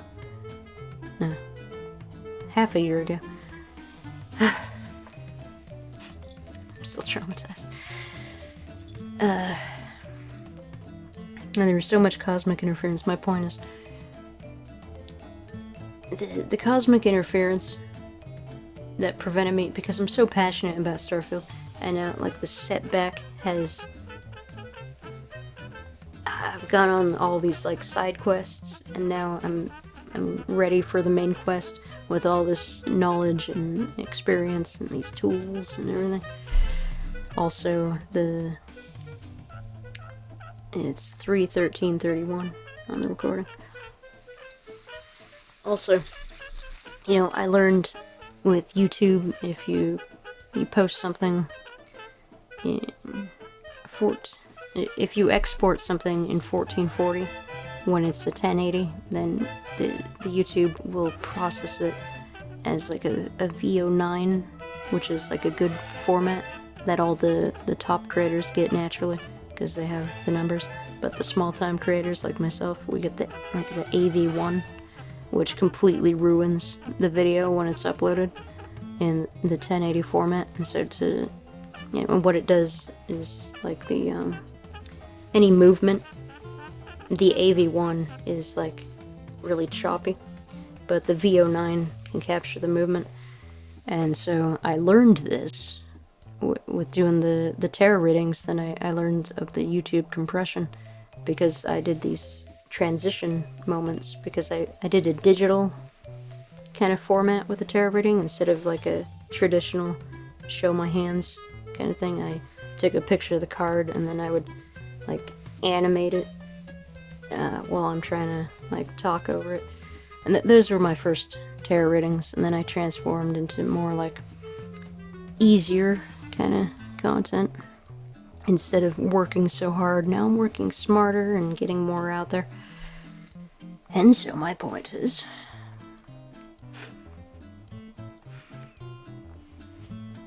I learned the YouTube compression thing. So now, because I was like delayed by the universe, it never told me anything. It didn't say like, oh hey, by the way. No, it just delayed me and caused all the misery and the torture. But now I know of the YouTube compression somehow, some way.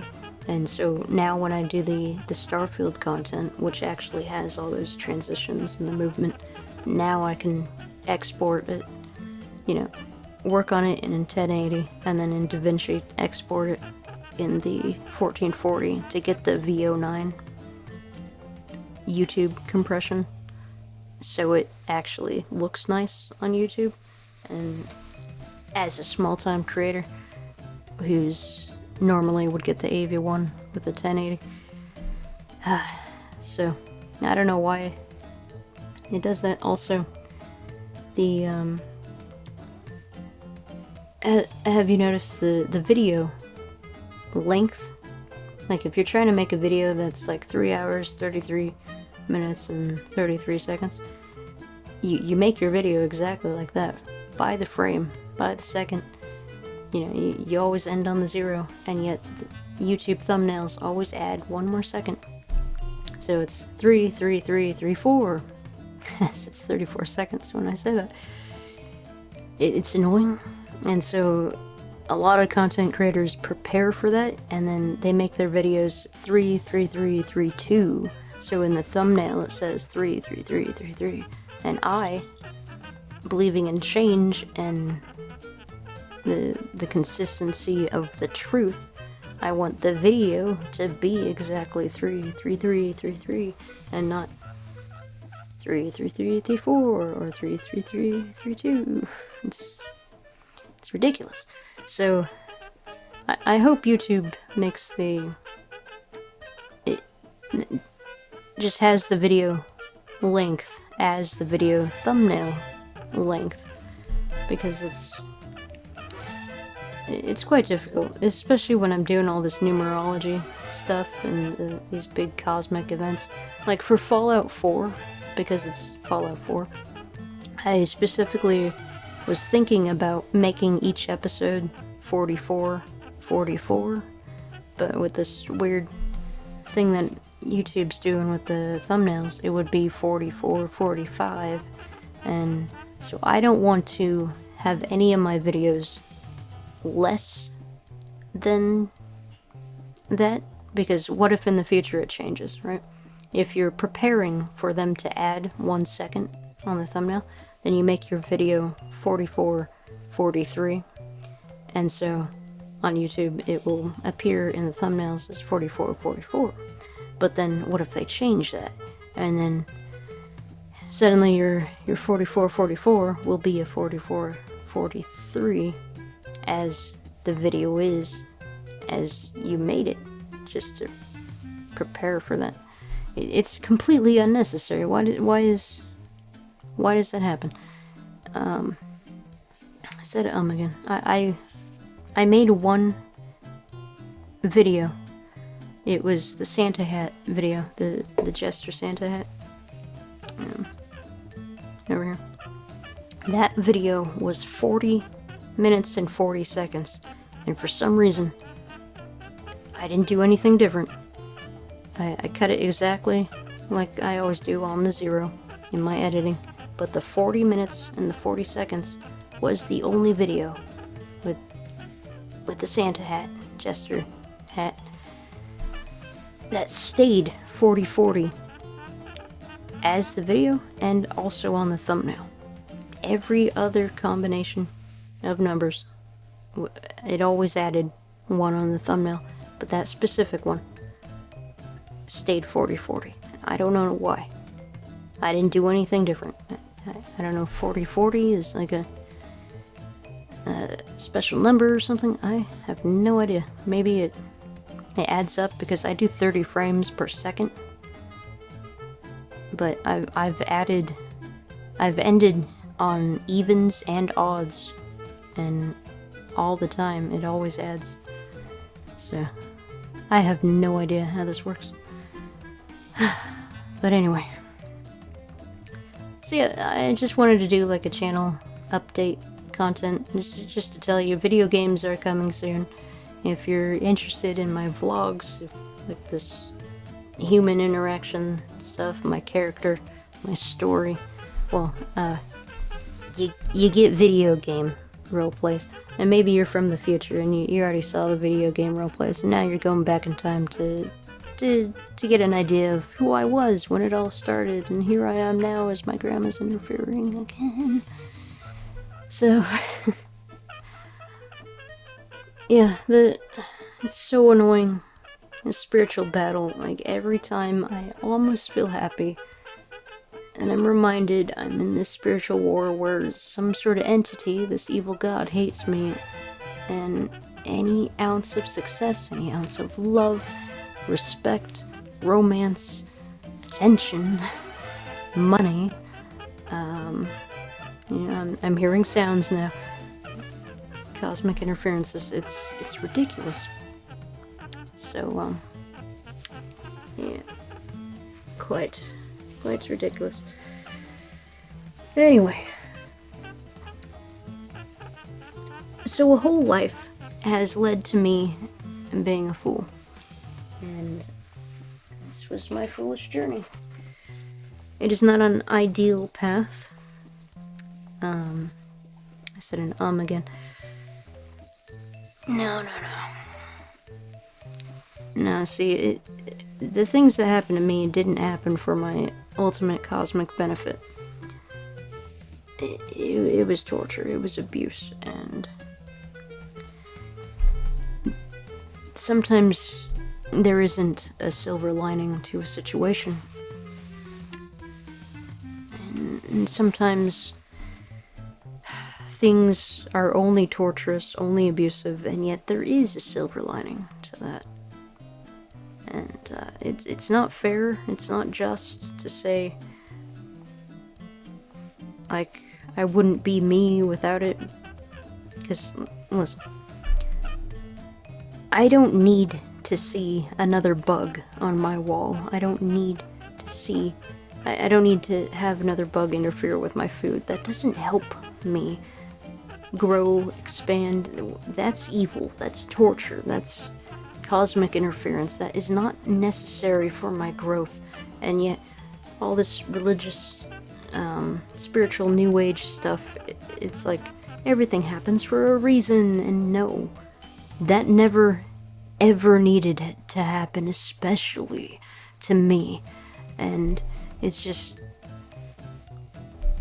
it torments the mind, because all I have is me, and then all this parasocial stuff online about spirituality, and I'm trying to get, like, a reason that all of this happens, and there is no good reason.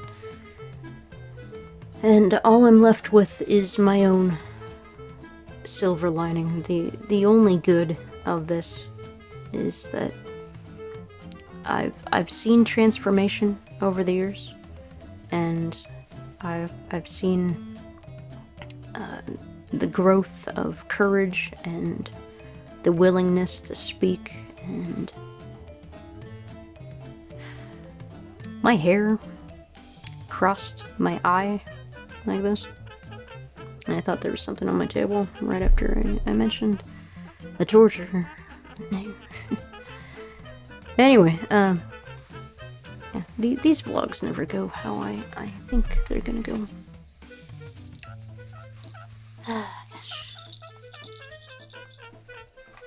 I don't know what else to say. My channel, I'm a jester of all trades, and I'm gonna have a lot of different kind of content on my channel, so if you're only interested in the tarot readings, then you can watch only the tarot readings. If you're only interested in the video game roleplays, you can watch the video game roleplays. If you just like my personality, if you like my character, and you're just interested in the vlogs and the behind the scenes, you can just watch that. If you... what else do I do? I'm focused on video games right now, so... yeah, I'm really focused on that. So... I'm thinking of Subnautica now. I don't really finish my sentences lately. I've noticed that. But let's talk about Subnautica. Okay. So I could have published a video, but I was doing Subnautica.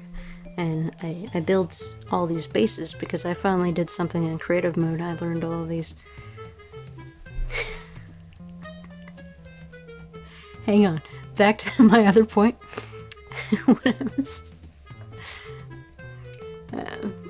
I'm learning about talking, okay? Alright, so...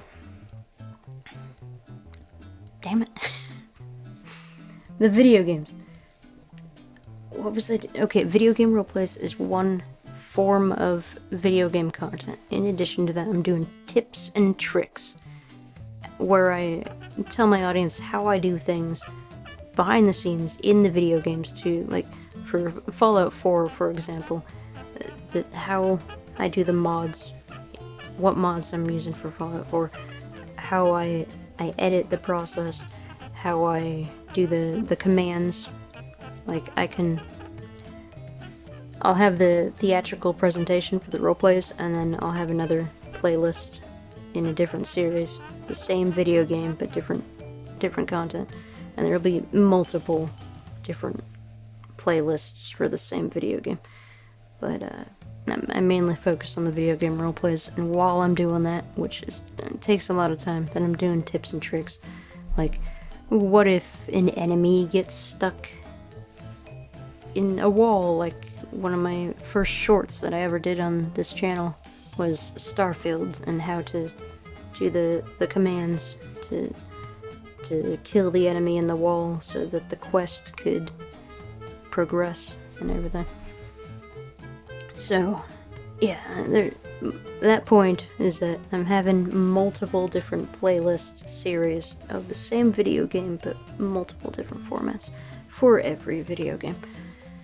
And so my website, right, YouTube has all the playlists and everything, and my website, I have a opportunity to structure things, structure all the links on my website back to YouTube, but in a format that is like laid out specifically. Like, on YouTube, it just puts all the playlists together, right? And you can find that, and you click on one YouTube video, and I'll always have the playlist in it. That's another thing I wanted to say about my content, is that every video that I make is part of a playlist, and so in every description I'm going to put the playlist in it. So all you have to do if you're searching for that playlist is just find one of the videos, and then you can click on that playlist or go to the playlist section and find the playlist.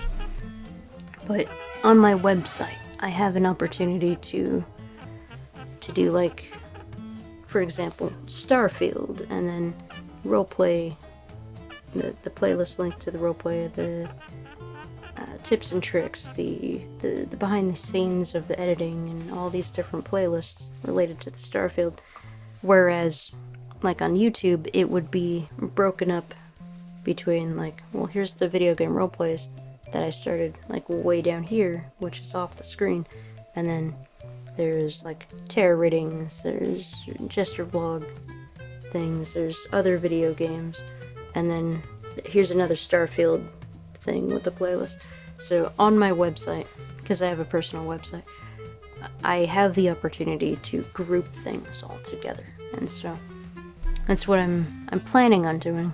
But Gosh, it's a lot of work, and I have so many ambitions, and so yeah, the website, I've been kind of like pushing that off to the side. It kind of, I mean, I need to make the merch. I got to do the Skillshare thing, and gosh, a lot to do. But I was planning on having like a highlighted thing to represent that the link is active and functional, and then all this like darkness stuff that is like dormant, inactive, or like coming soon kind of thing. Anyway, it's a lot of information, and I don't know what to say for this video.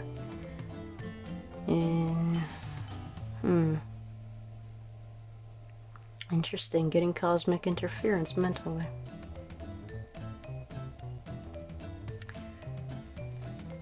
There's something here, but okay.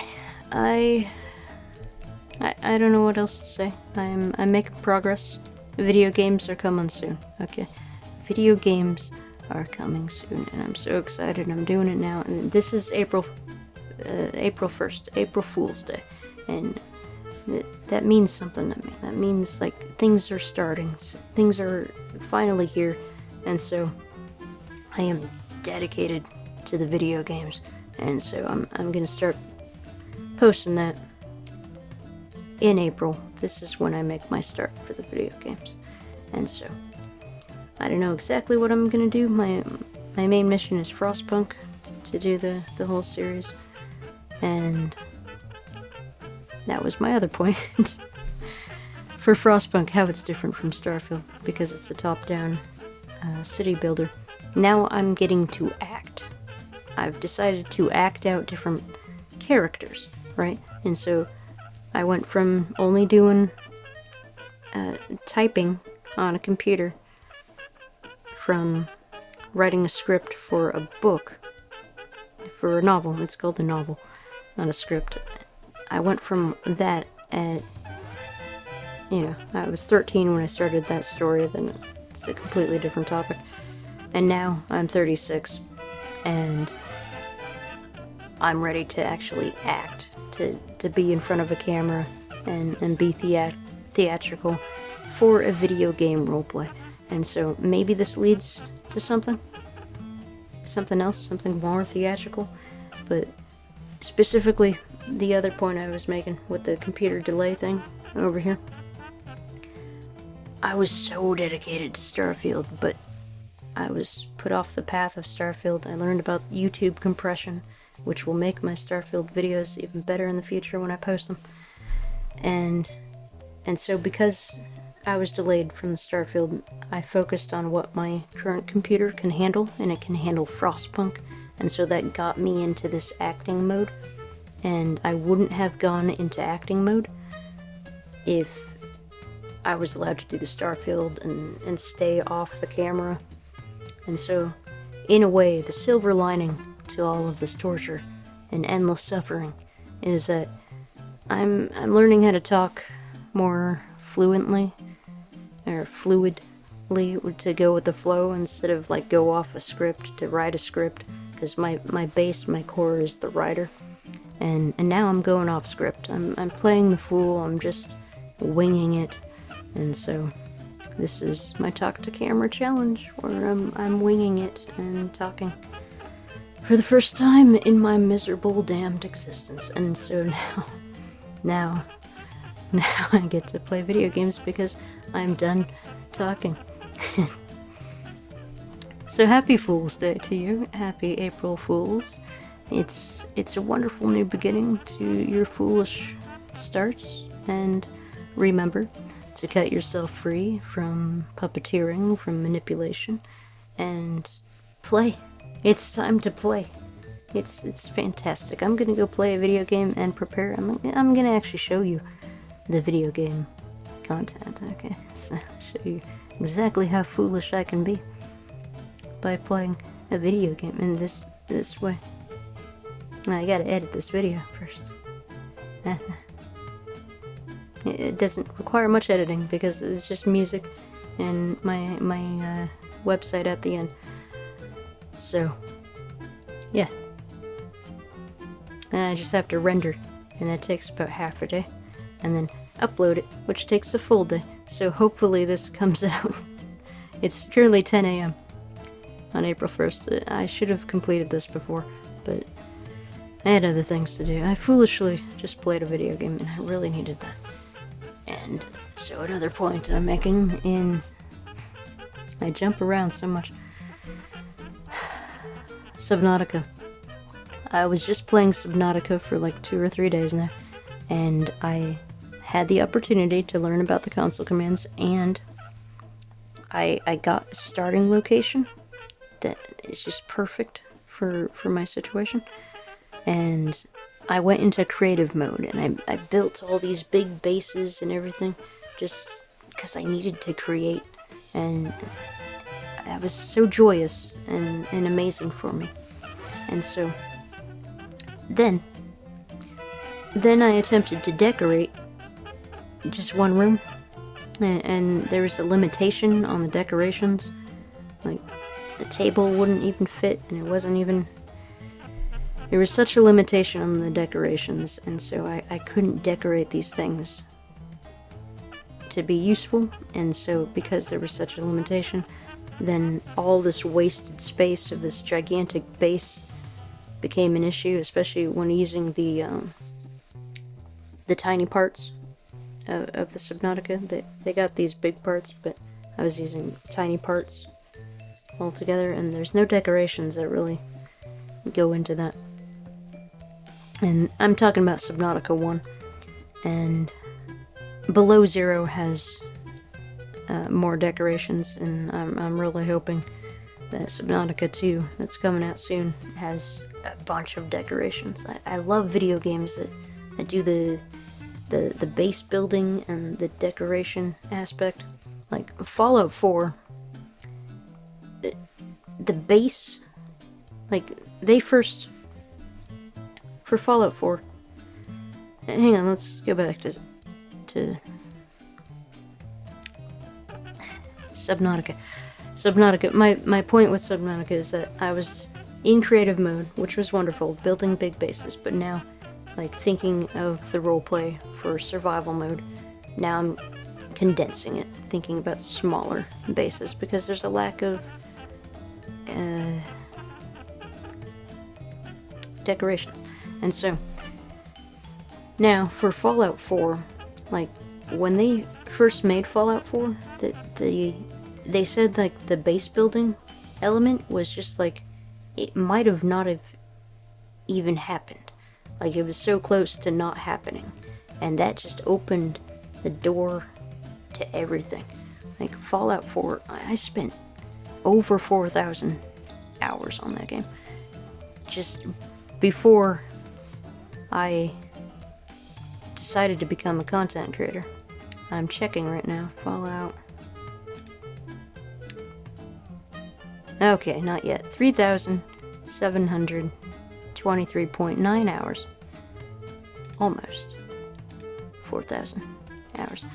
That was before I decided to become a content creator, and now I'm gonna go back to that game. But my point is, Fallout 4 might have been a game without base building, without settlement construction, and oh gosh, like, settlement construction is like the best thing about video games. It's amazing because you get these in the video game Fallout 4. You get a chance to, like, build a house and then decorate it, and then these monsters show up, and then you gotta go kill the monsters. Then you go back to the decorating. So it's like kill, decorate, kill, decorate. It's amazing. It's like life. And then so Fallout, the base game is so simple. It's completely different with mods. Like, I can't play that game without the mods. So Fallout 4, like, specifically is an example of how the modding community is like making the game so much more. Ah, gosh. It is now 10:07. 36 in the morning. I'm 36. I was born on October 7th. Didn't I say it was 7:10 before? 7, 8, 9, 10. Yeah, it's been 3 hours. So, anyway. Lots of video game content is coming soon. I have so much experience not making content, but playing the game just because I'm so particular. I wanted things in a certain order and just for my own enjoyment to finally enjoy life. And then I used to take screenshots of everything. And then now, because I have the technology for the storage space, because I'm a content creator, now I'm doing like videos. Videos are like pictures that move. It's amazing. It's wonderful. It's absolutely fantastic technology, and you know, why take a screenshot when I can record a scene? There's so much. I've already like started recording things, and then now like the technology's changed, the mods have changed, and a lot is coming in the future. Okay, a lot of video game roleplays. Oh gosh. Fallout 4 in particular, I'm going back in time and doing like a before the war kind of thing with the mods, like pre-war sanctuary, just a life before the actual main game begins, and specifically with Fallout 4. Okay, I can do other content later regarding Fallout 4, like different roleplay series with different characters. But Fallout 4, the story's about Nate and Nora and their quest to find their like kidnapped child and stuff like that. And so I wanted to do the Nate and Nora story, but as a player, you're only limited to one character at a time. But then with the power of editing plus mods, you can, you know, play the same characters and then like overlap. So like, you know, I'll be playing Nora, and then I'll have a mod that has Nate as like a companion. Nora's the wife, Nate is the husband, and then I'll do like a quest, and then so Nora will be doing like Minutemen stuff, and then Nate will be doing like Brotherhood of Steel things. And so I'll be jumping back and forth between saves as Nate and as Nora with the mod, the spouse mod installed with all these others. It's a giant project, but yeah. All these ambitions and stuff. They say to never talk about your plans, but I am a fool after all. So yeah, I got plans, and you of course have to see those things actually get posted, so I should probably go work on something. It is now April Fool's Day. I gotta do something for a video game, and so I'll get something out with the current technology that the universe allows me to have at this moment. So, for this April Fool's, for the rest of my life and existence, I'm trying to see the silver lining to all this tragic event stuff. So, yeah. Okay, well, I'm gonna go play video games now. So, that was me talking about my life and my channel. That was my topic for this Talk to Camera challenge on my channel. So, there's that. I'm here doing this, and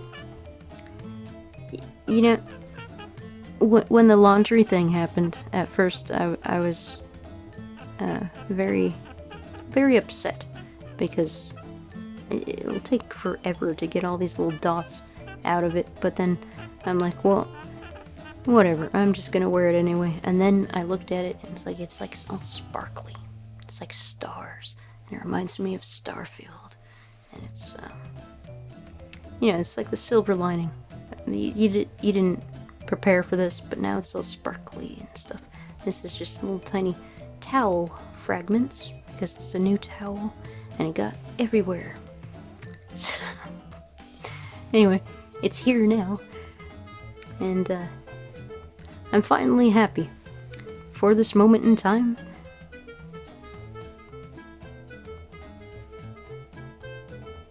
I'm waiting for the universe to... There's the pound. There, okay. It's very predictable now. So, okay.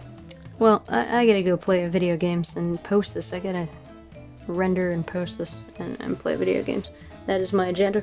And so, have yourself a fantastic April Fool's Day and embrace your new beginning. Do something foolish, play a video game, and, you know, be theatrical, be whimsy, and have fun.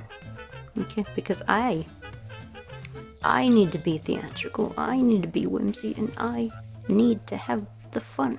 So I'm gonna go have the fun. Okay. Alright. Happy April Fools, and good night.